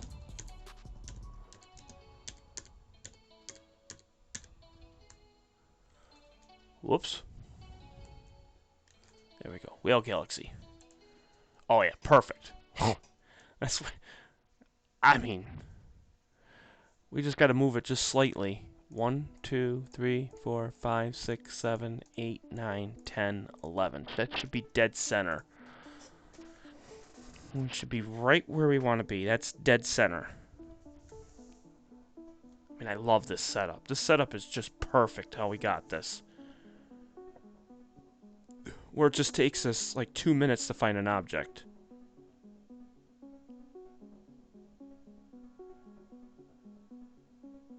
Oh, perfect. That's dead center.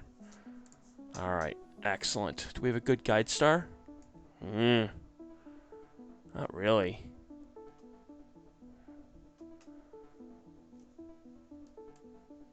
I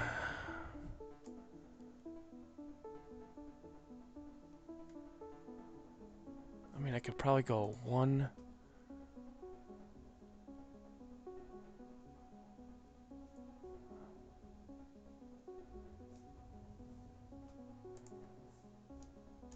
Let's see.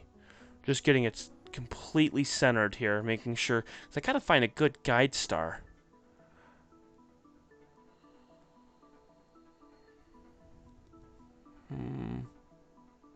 Let's see.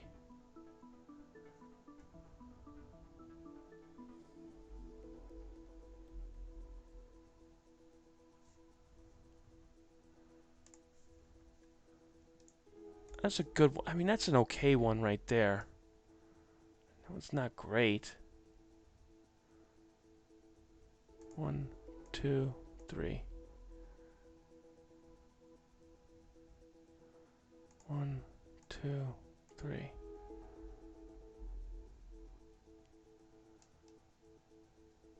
1, 2.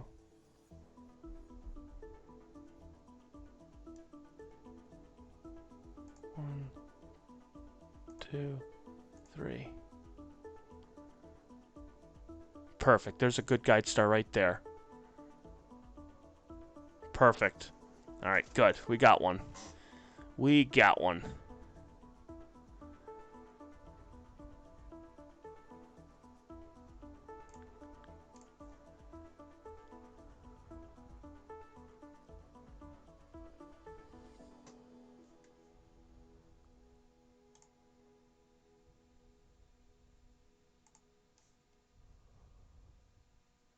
Perfect, right there. All right, guide off of that. That's perfect. Okay. So we'll take a 5-minute exposure on this.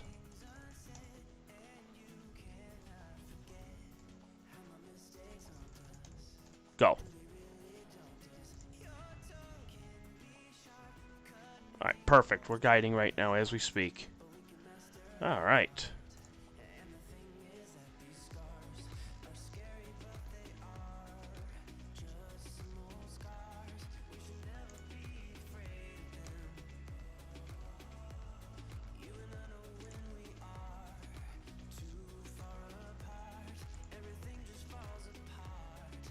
So what it looks like here is I'm going to show you. Alright, so this is... I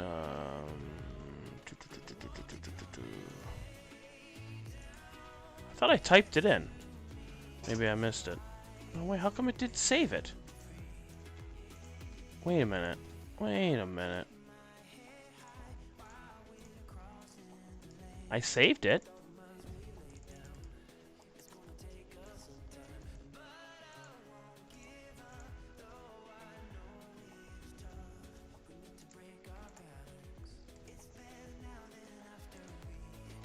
Wait, what the hell? Why is it not saving? Okay.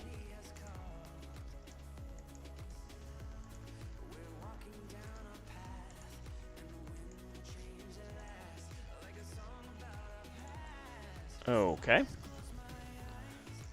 I don't know why it did that, but sure. Okay. And now what we'll do is change the color.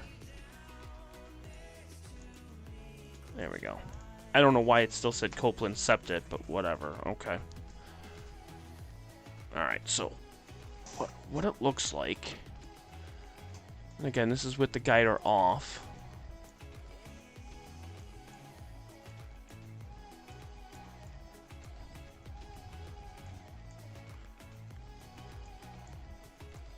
I mean, it's fairly big. I mean, that's pretty big.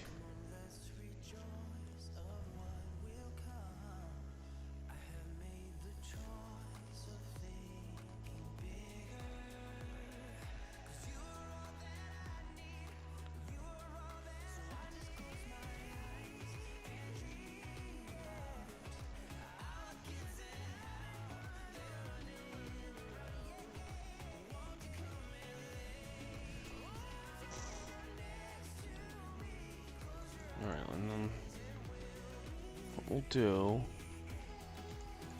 we'll go back to here. So this way we got about 2 minutes left. And then we're going to see the next image, or the first image, the 5-minuter. Imagine if it wasn't windy at all.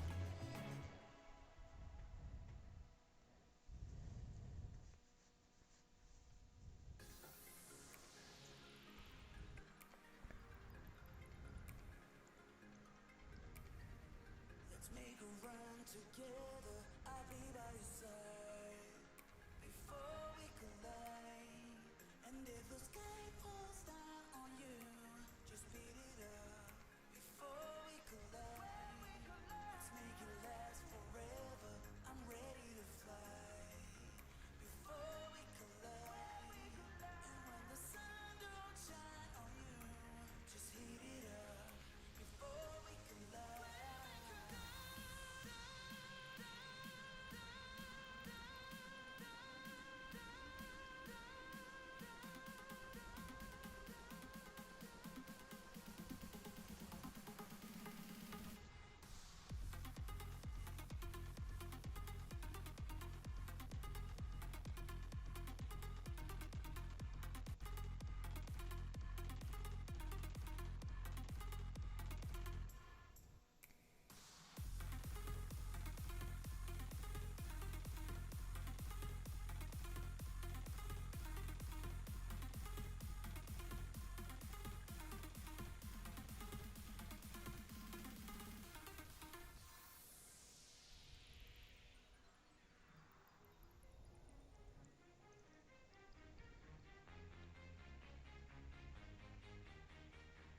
Oh yeah, by the way, I completely forgot.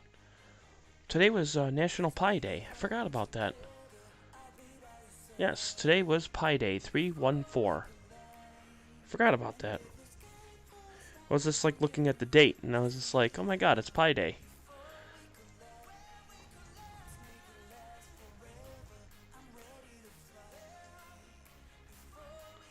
So this is the Whale Galaxy. This is a 5-minute exposure.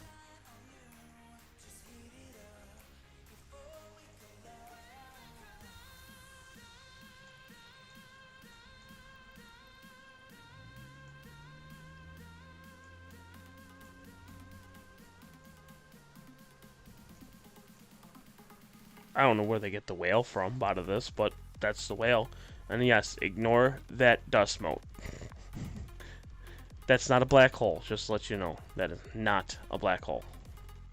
Yes, happy Pie Day. I completely forgot about that.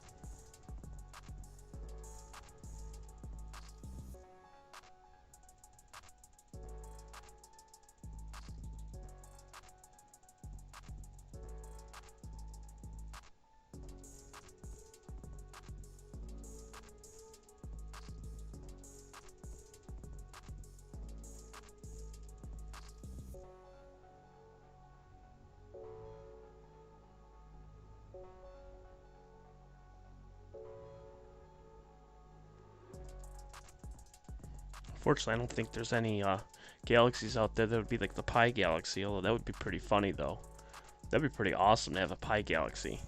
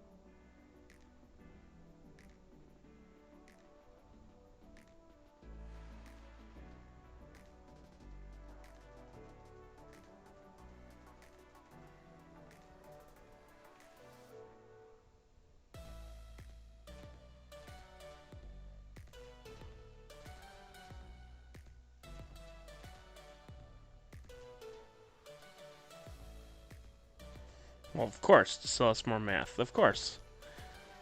And eat more pie.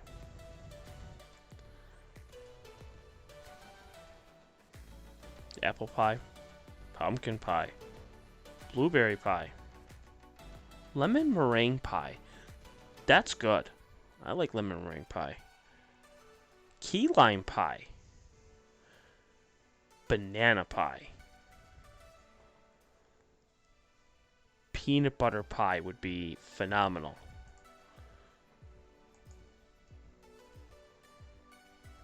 Exactly.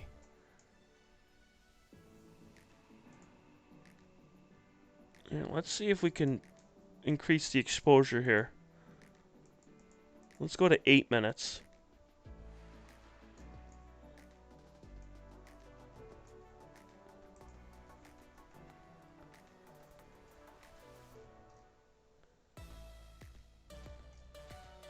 It looks pretty darn good. Even the bright stars look damn good. So Chris, if you could nickname any galaxy the Pie Galaxy, which one would you nickname it in a space pie? Curious. Well, cherry pie. I forgot about cherry pie.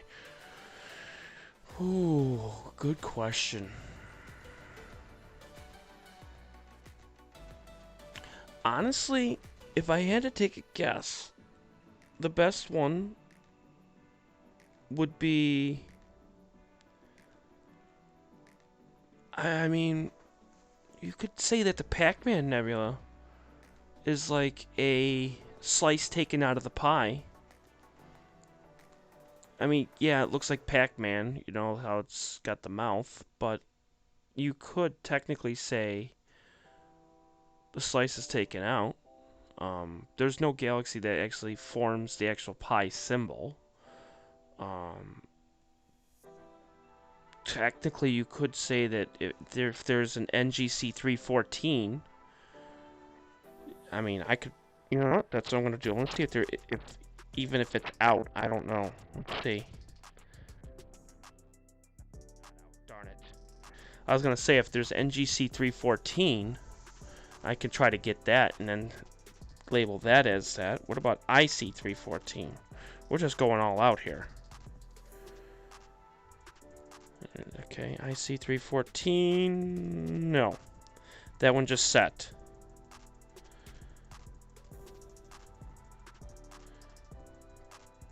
Darn, that would have been nice. I'm trying to think, what else would be 314? Let's see. PGC 314. Nope, that one's set. Okay. There's Rosalia, which is it's 314 on the Comet scale, but that's set, so that's not going to work.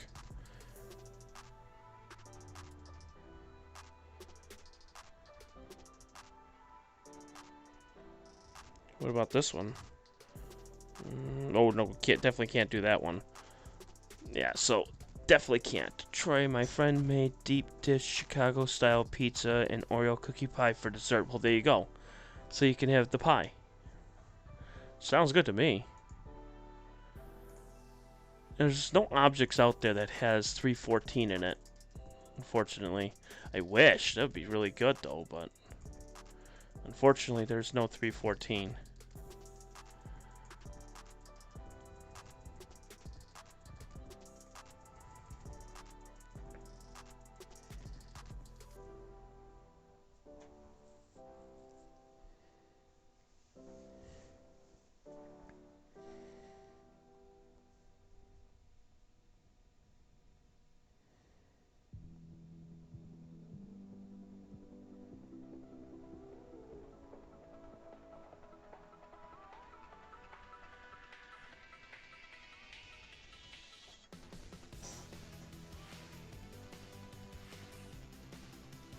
Oreo cookie pie. Reese's peanut butter pie. That'd be good. And then, yes, rhubarb. I forgot about rhubarb pie and cherry pie and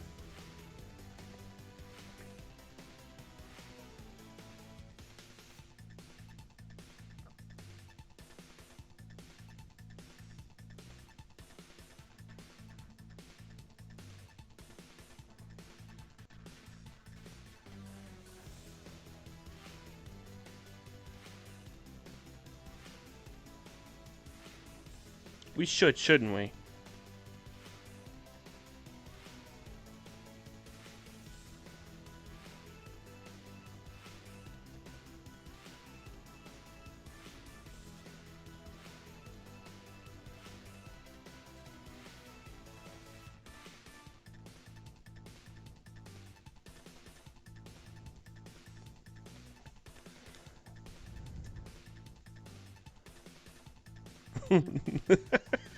That's a good one. Oh, can I get a copyright strike for singing that song? I don't know. I don't know. I mean, I could sing it. That's Amore? Yes. When the moon hits your eyes like a big pizza pie. That's Amore. Oh no. Trust me. I know the song. You call me young? I don't know. I don't know. Maybe I am.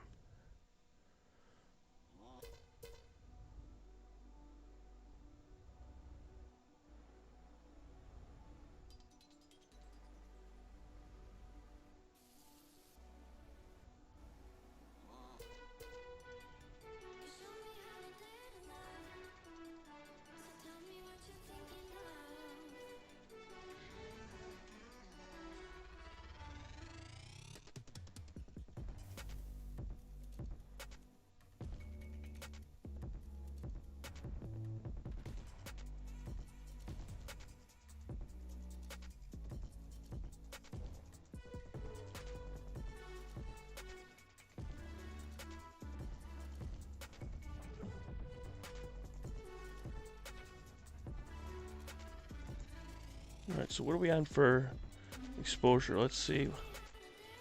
How much time do we have left here on this? We got about 90 seconds. Yeah, that's true. Ain't that the truth? Young at heart. Young at heart.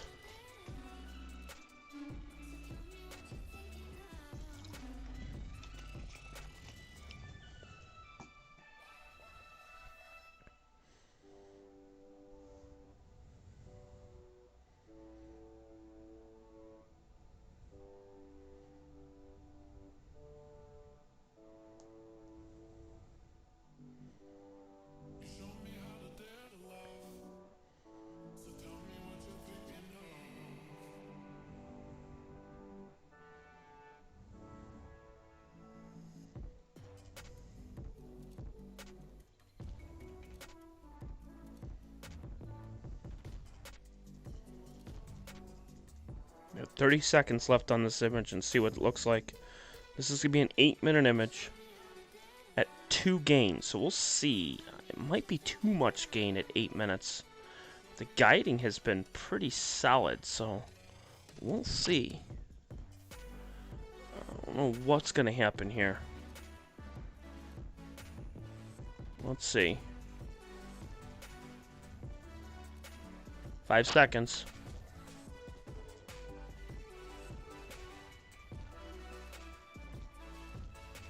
Oh, that's perfect. How do the stars look? That's actually not bad for 8 minutes. Still focuses off by just a hair, like a smidgen. But this is an 8-minute image here.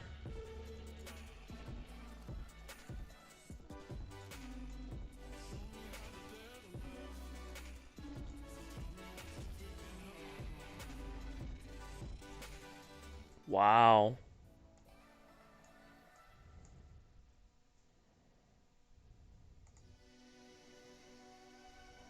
Just gotta get it centered here.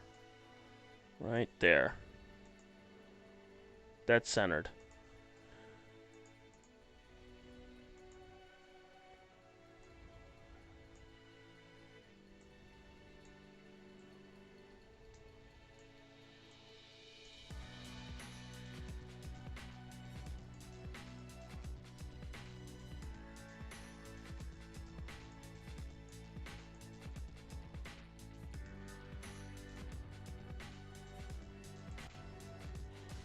That's pretty good. That's amazing.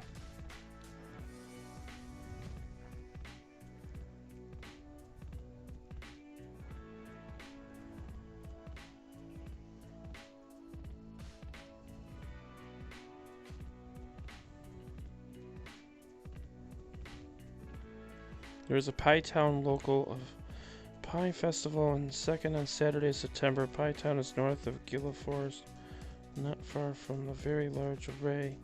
It's got pie math win-win. Google the recipe because I love. I did not know that. It says there's a Pie Town local of Pie Festival on the 2nd Saturday in September. Pie Town is north of Gila Forest.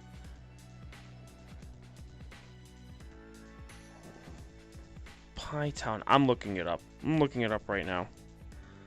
Because that sounds interesting to me. Pie Town.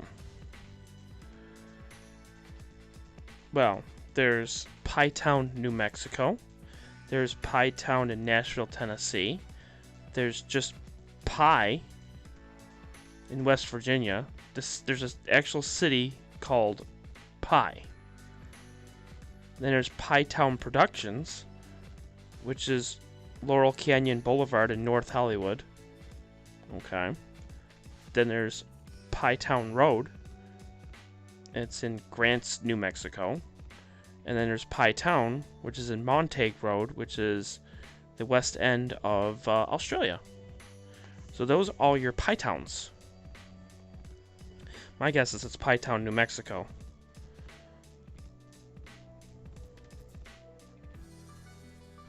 There's a Pie Town Post Office, Pie Town Cafe. There's Pioneer. Oh, that's creative. Pioneer Pies. Pie-O-N-E-E-R. Pioneer. Wow.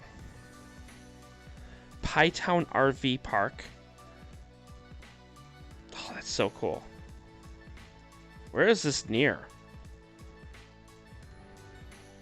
Oh, it's just southwest of Albuquerque. Pie Town, Minnesota. Pie Town, Minnesota. Well, let's see.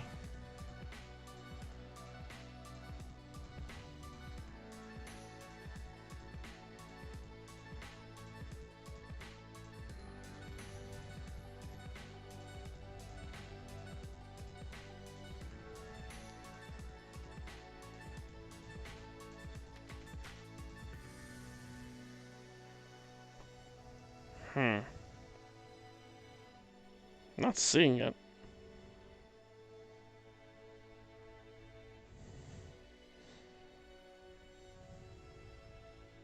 Oh, Pie Town, so it is New Mexico. Okay, so I was right. I got it. Yeah.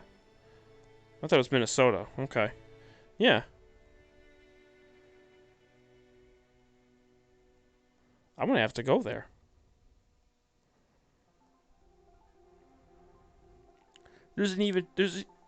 It's on Highway 60. That's exactly right. I'm looking at it right now. It's a small little town.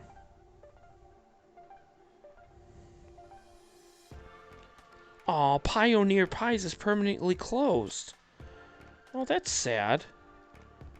Oh, man. Didn't even have any reviews either. What about Pie Town RV Park? Well, they got 48 reviews on Google. They do have a website, too. Great area with clean showers and parking spots were easily accessible. Clean and very quiet.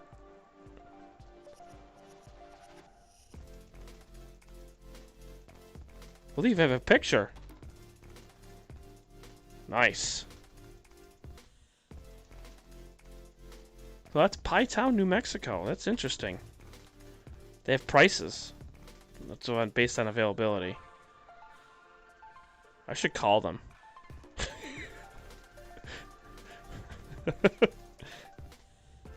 I wonder if they answer the phone Pie Town. There's Pie Town free camping.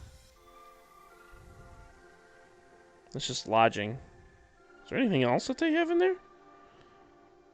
It's the Pie Town Post Office. Closed right now, but they open tomorrow at 8 a.m. They actually have 3 reviews, too. That's interesting.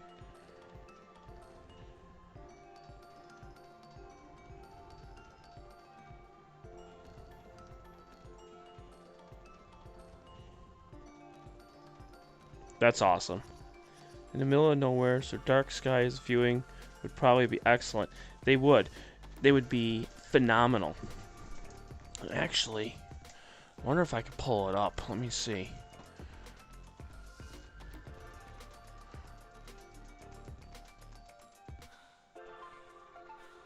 No, I can't. I can't call a permanently closed place. Although that would be funny. I don't know. Somebody would probably answer the phone too. They'd be like, no. Funny though. It would be hilarious. Do it.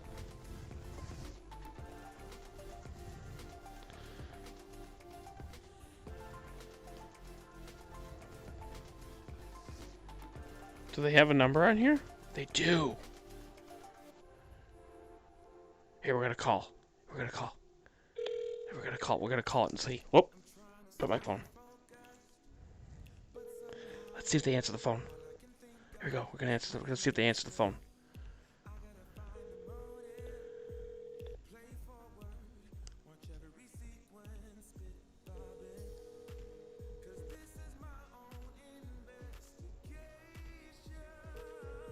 Let's see if they answer the phone.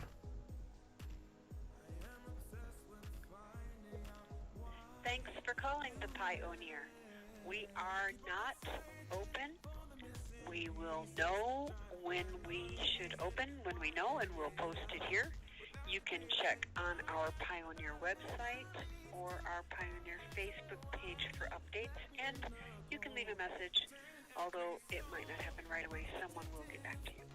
Thanks for your understanding, and everybody do the right thing now. Stay safe. Apparently they're closed permanently, but their actual phone actually just the phone actually rang.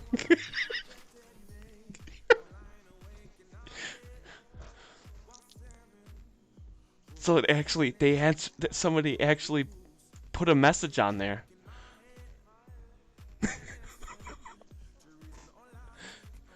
That's hilarious. That's funny.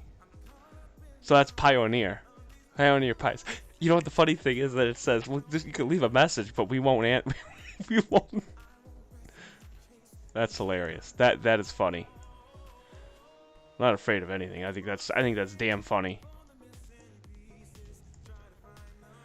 That's awesome.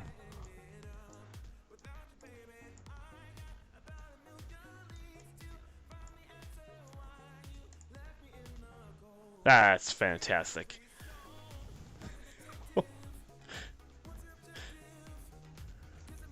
The things we do on my stream is just great. I just absolutely love it.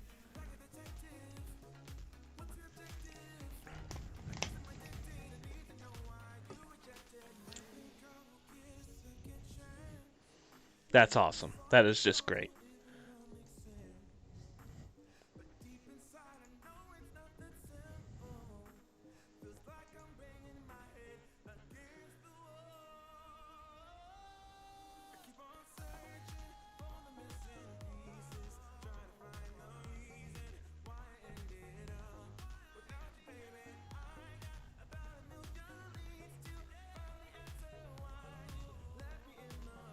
I was totally expecting that I was going to say, like, this number's been disconnected. I mean, what time is it there? Be surprised that their mailbox is full. I didn't let it go to see if there was a message.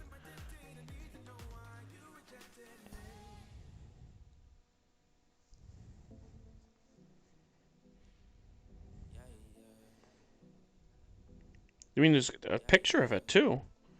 It looks pretty cool.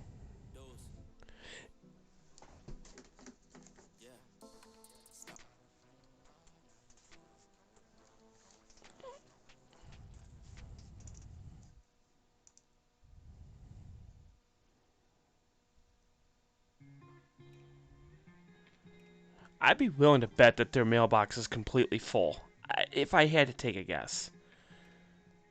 It looks like a Western. It looks really cool.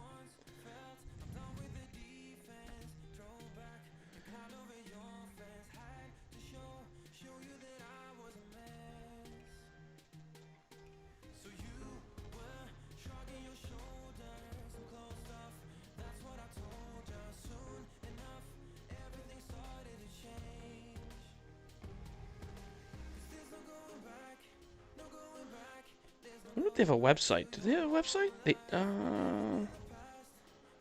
They don't. So the website's probably taken off. Darn.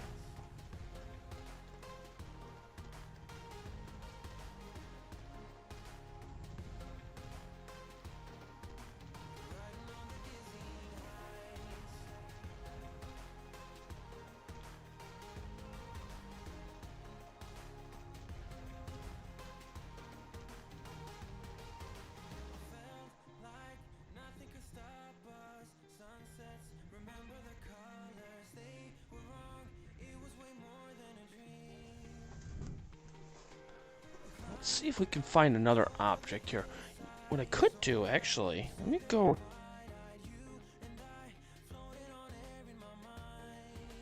Type in pi. See if there's an object that's named pi.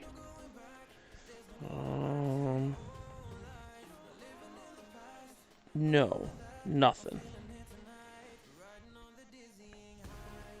I mean, there's a asteroid that's spelled P-I-E-N, Pine, or Pine. They have a Facebook, they said. They do? And I can look and see. Let's see. Visit our Facebook.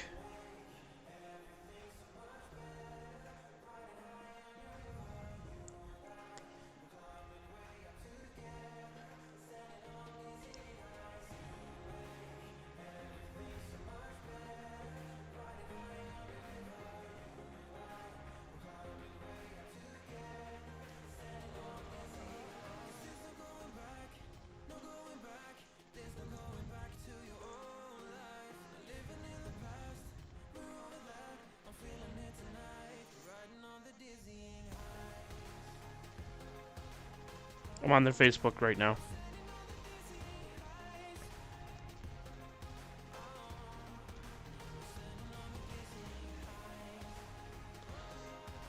They're still posting. Unless if this is in a different Pioneer Pies.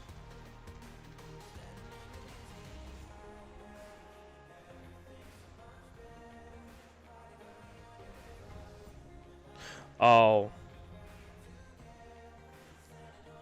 That Facebook, that one that's for Pioneer Pies, that's in New Zealand.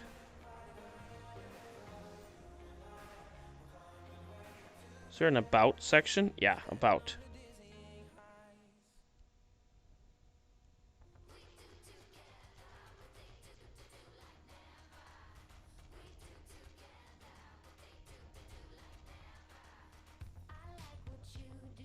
Well, New Zealand meat pies, but that's not...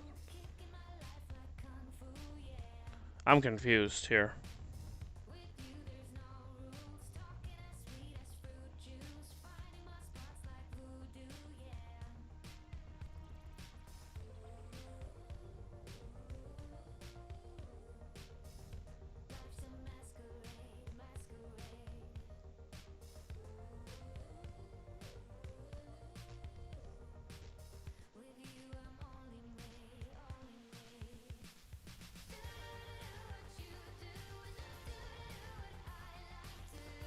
I'm confused. I mean, they have a Facebook.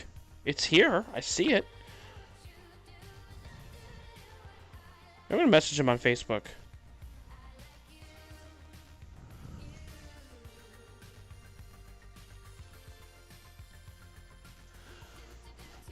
No, I mean, it wasn't... I mean... I don't care. It's for the stream. I'm having fun. I don't care. I mean,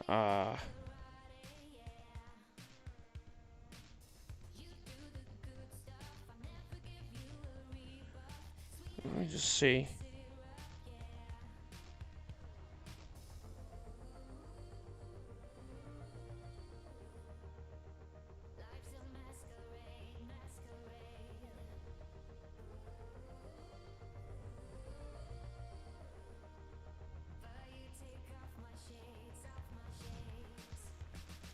I just messaged him. Typically replies within an hour. Choose an option to type your own message. Okay, so I just typed it in and just said, where are you located? We'll see if they respond back. It's probably like a. I mean, if it's in New Mexico, it's probably like 9:30, 9:40. So we'll see. We'll see what they say.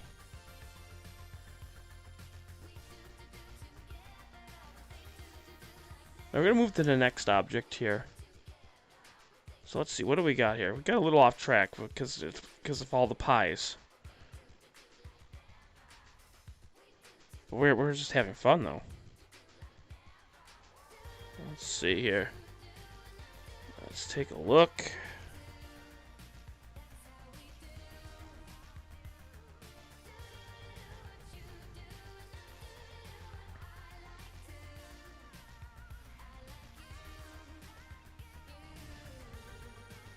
We could do the Silver Needle Galaxy.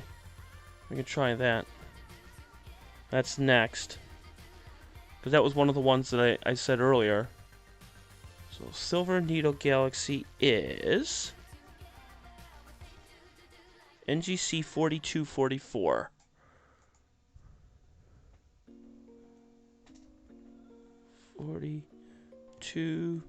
Whoops. 4244. Alright, well, that's not too far at all. Well, that's good. Okay, okay, we will stop the image. Oh, actually, let me just see. Because if we're already halfway through an image, we might as well stop it when it's done. Yeah, no. Oh, excuse me, I burped. Alright, we'll stop the image, because we took a few of them. Alright, so now we'll move the object. Or move the mount. Can't move an object, although that'd be funny. Alright, so we're going to move to the Silver Needle Galaxy. So this one's an edge-on. An edge-on galaxy.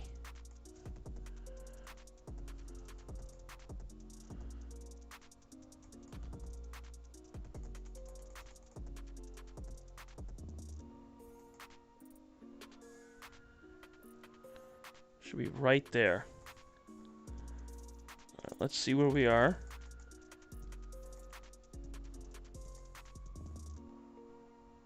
Oh yeah, we're still going strong here. We are still going strong. All right, so we're gonna look at.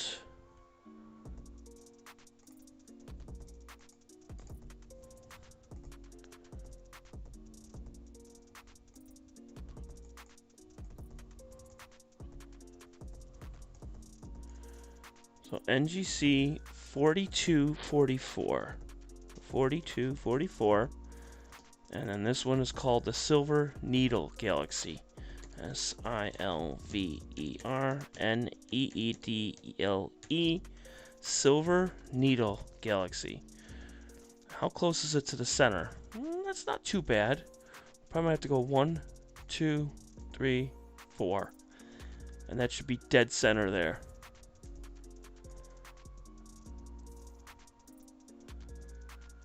Is there any?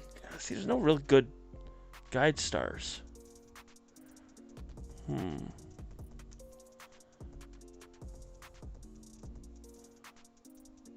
on, give me a good guide star. Fine. We'll use this one. This one's a decent one. Not great, but this one's okay. We'll see where the guider goes on this one. Day's probably buried in snow like beyond.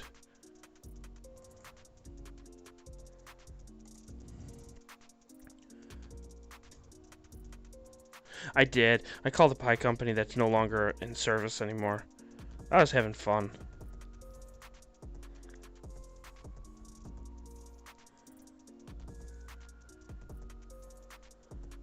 Oh, that's perfect. That's dead center. That's where I want. Excellent.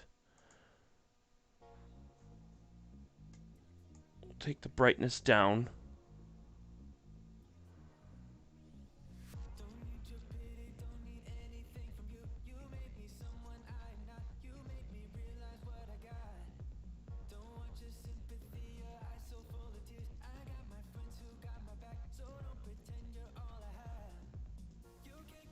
Well, I could read when you guys post. Alright, we'll start with a 4-minute image. Yeah, I can see when you guys post and everything. Might be delayed, but I can still see it.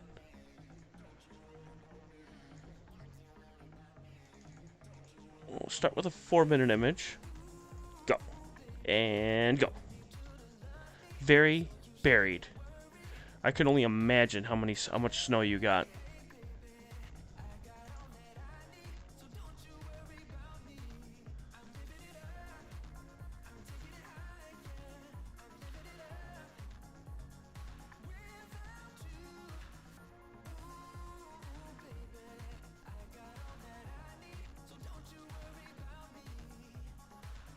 Alright, so we're doing a 4-minute image here on the Silver Needle Galaxy.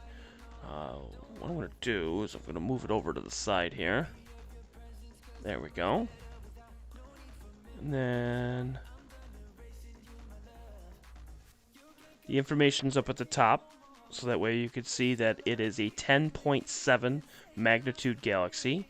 Its dimensions are 16 by 7 arc minutes, so it's roughly about just under half of a full moon of what it would be for dimension. Your right ascension, your declination's also up there. This way you could see what it looks like for all of that, which is nice. And then we'll zoom in so you can see it on there. 42, 44. Move it up just a little bit there. There we go. Perfect, right there. Now what we could do is we could flip this back to wide field. And you can see what the wide field looks like. And then what I could do... corners look pretty bad. So we'll just do this here. Cut off the left side.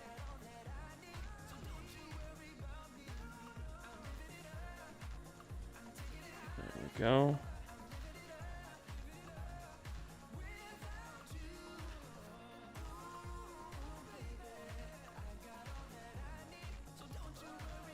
There we go.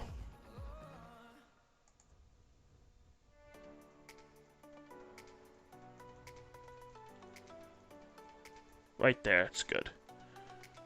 And then...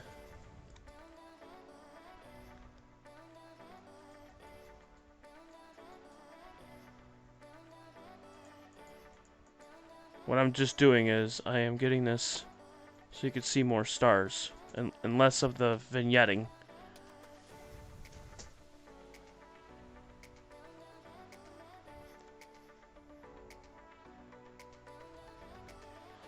We'll have a contest.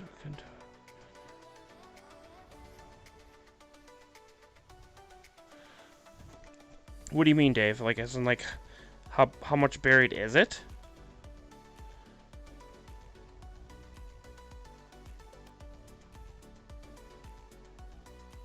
Oh, who has the most buried telescope from this storm? I'm guessing that's what you're saying, I think.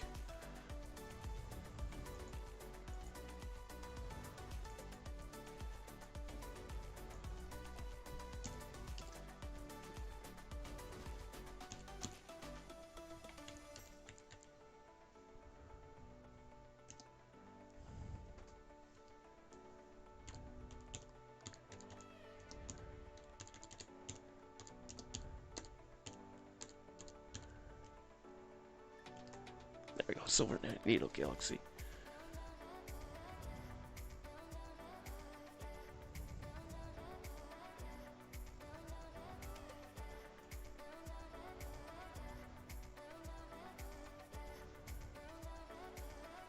Alright, so this is a 4-minute exposure.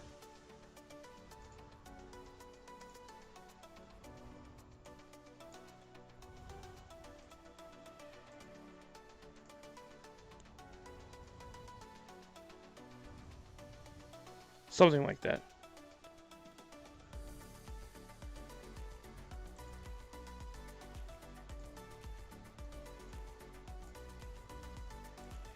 It's so big, I gotta try to... That's what she said! No. I have to zoom it out on here. We're gonna bring that down.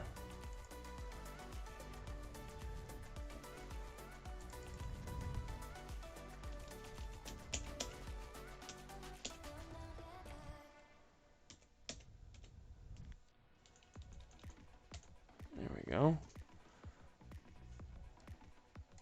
Trying to fit this in the window here. Just can't believe how big this object is. And as I said, it's about half of a full moon, so...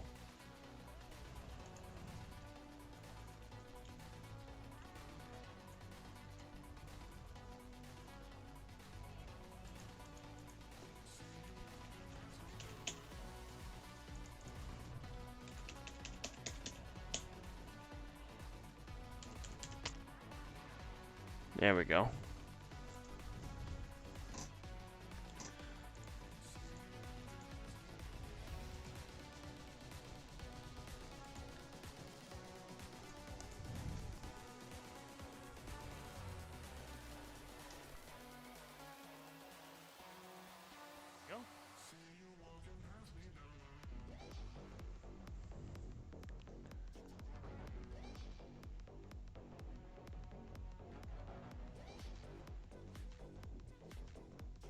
It takes up space.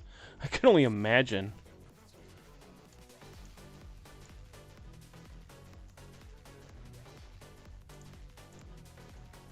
Alright, so let's adjust this here. This is a 4-minute image here.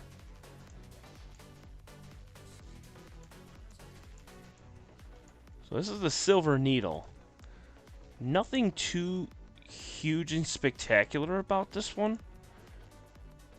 It's an edge-on galaxy, so it's cool, and the way focus is, I got focus pretty solid right now.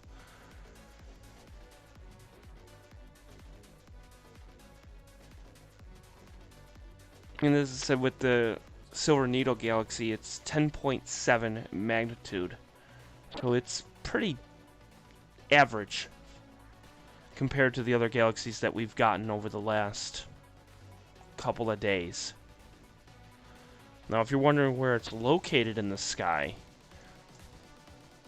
let's see.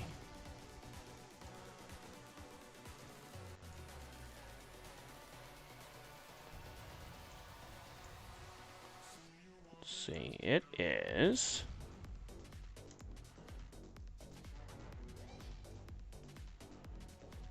It's just off of Canis Venatici. And Canis Venatici is a constellation. And it's pretty close to... It's just on the opposite end of Canis Venatici, where the Sunflower Galaxy is. And also M94. And then you have the Cocoon Galaxies, which is just off of this too. So I could zoom out a little bit here, and you could see... Ursa Major just sits north of this. Leo Minor is just to the east of it. And Coma Berenices is to the south of it. Hang on. There we go.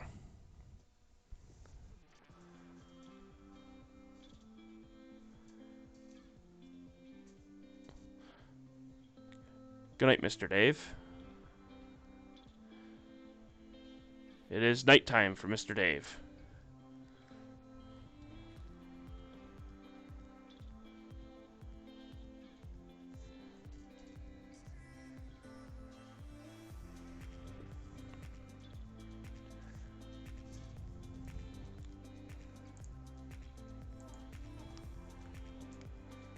So these are 4-minute images. We could probably...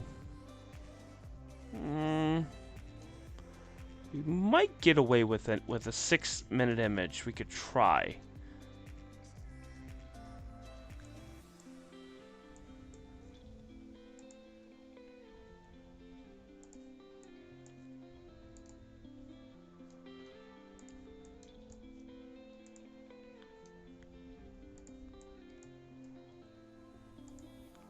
stars look pretty good.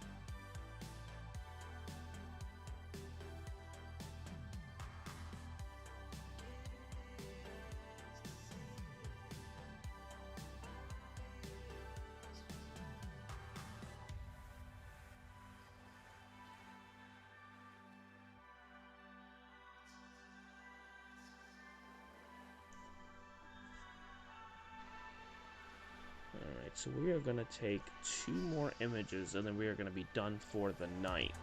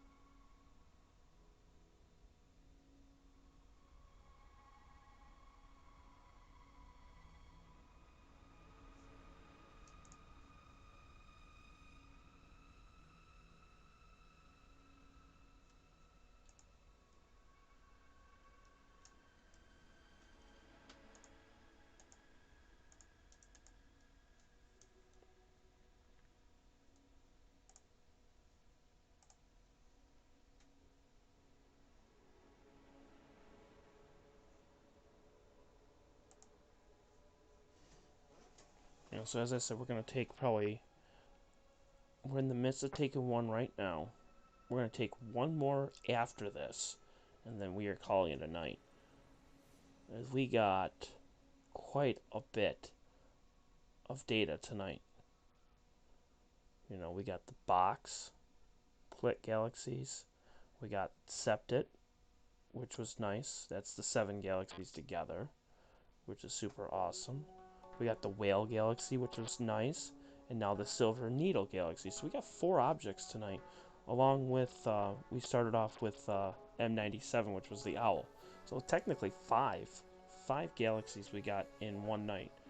And we got 2-minute images, 4 minutes, and 8 8-minute images as we speak, as we're doing this one, and then we're going to do one more after this. So we've been flipping back and forth between wide field and Meade camera.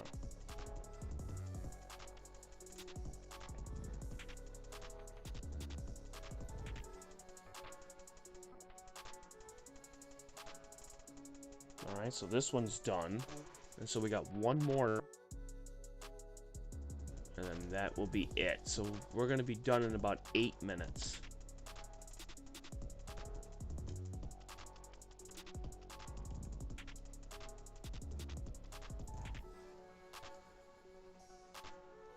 So at 12:16 we will be done. Well, with the image that is. Then we're going to head on out.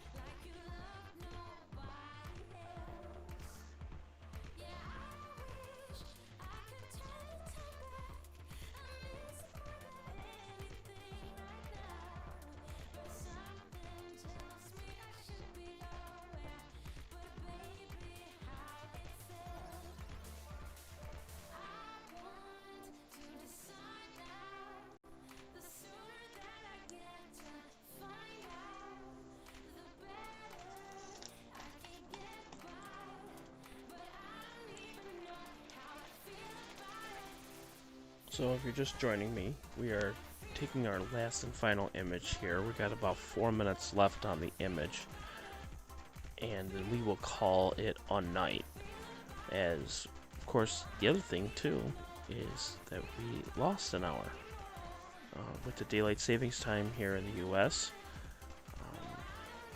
Right now it feels like it's 11:30 or 11:15, but in reality it's 12:15. So we're going to be cutting it a little short than usual. Usually we'd go about till 1:15, but we will probably be done, as I said, about 12:15. So in about 2-3 minutes we will end the stream. As much as I'd love to keep going all night long, it's clear out and it's nice, but we can't, unfortunately. The next time it's going to be clear is, let me just pull it up and see. It is not clear tomorrow. So we will probably be looking at images that we took tonight, tomorrow. And then after that, I'm looking to see when it's clear. Let's see. Tuesday, no. Wednesday, no. Thursday, maybe. Friday, definitely. Friday, Saturday, Sunday. So the whole weekend, Friday, Saturday, Sunday, look to be good. So we should be in good shape for the weekend. So here is the current plan of what we got going on. Tomorrow, process party. We're going to look at the 4 or 5 objects that we got tonight, process them, see what we get.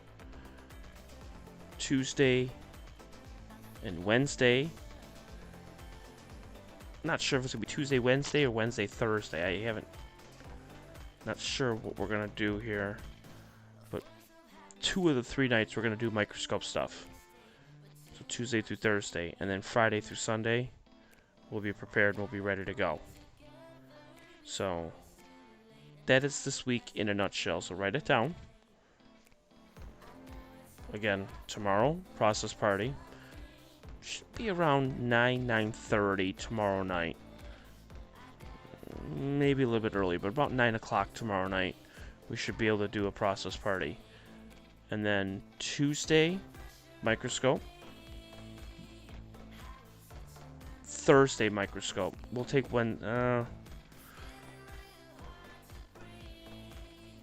yeah, Tuesday and Thursday we'll do microscope. And then Friday, Saturday, Sunday.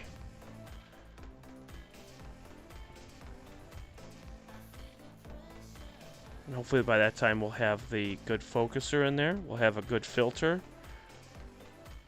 Are we done for tonight? Yes, we got one more image to go. Should be done in about a minute and a half. And then we're done. Yep, the image is now done. So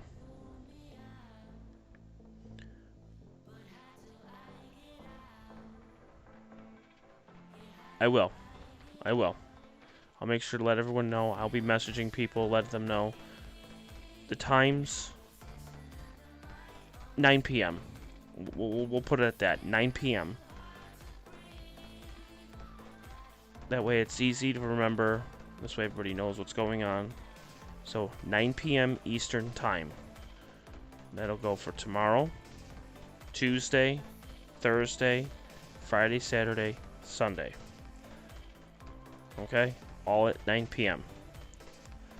So I'm going to let one more song play after this. And we will call it a night. I'm just going to get this here together here.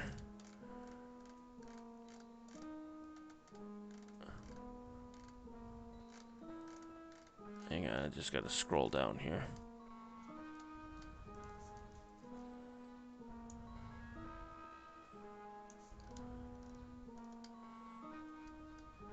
Yeah, we'll let 2 songs play out, and then we'll be done for the night. So, thank you guys for coming on in. There was a lot of people that came in, a lot of people watching in the background. I totally appreciate it. Make sure that you're hitting that subscribe button, making sure you're hitting that bell. Definitely got to hit that bell. And make sure you hit the all personalized, so it's up at the top. So this way, anytime I go live, you know it's there. I'll be working on my website over the next couple of months too, so this way you can definitely take a look at that. I'll implement that into my videos, and we'll go from there. So thank you, Kim. Thank you, Joanne. Thank you, Troy. Who else was on?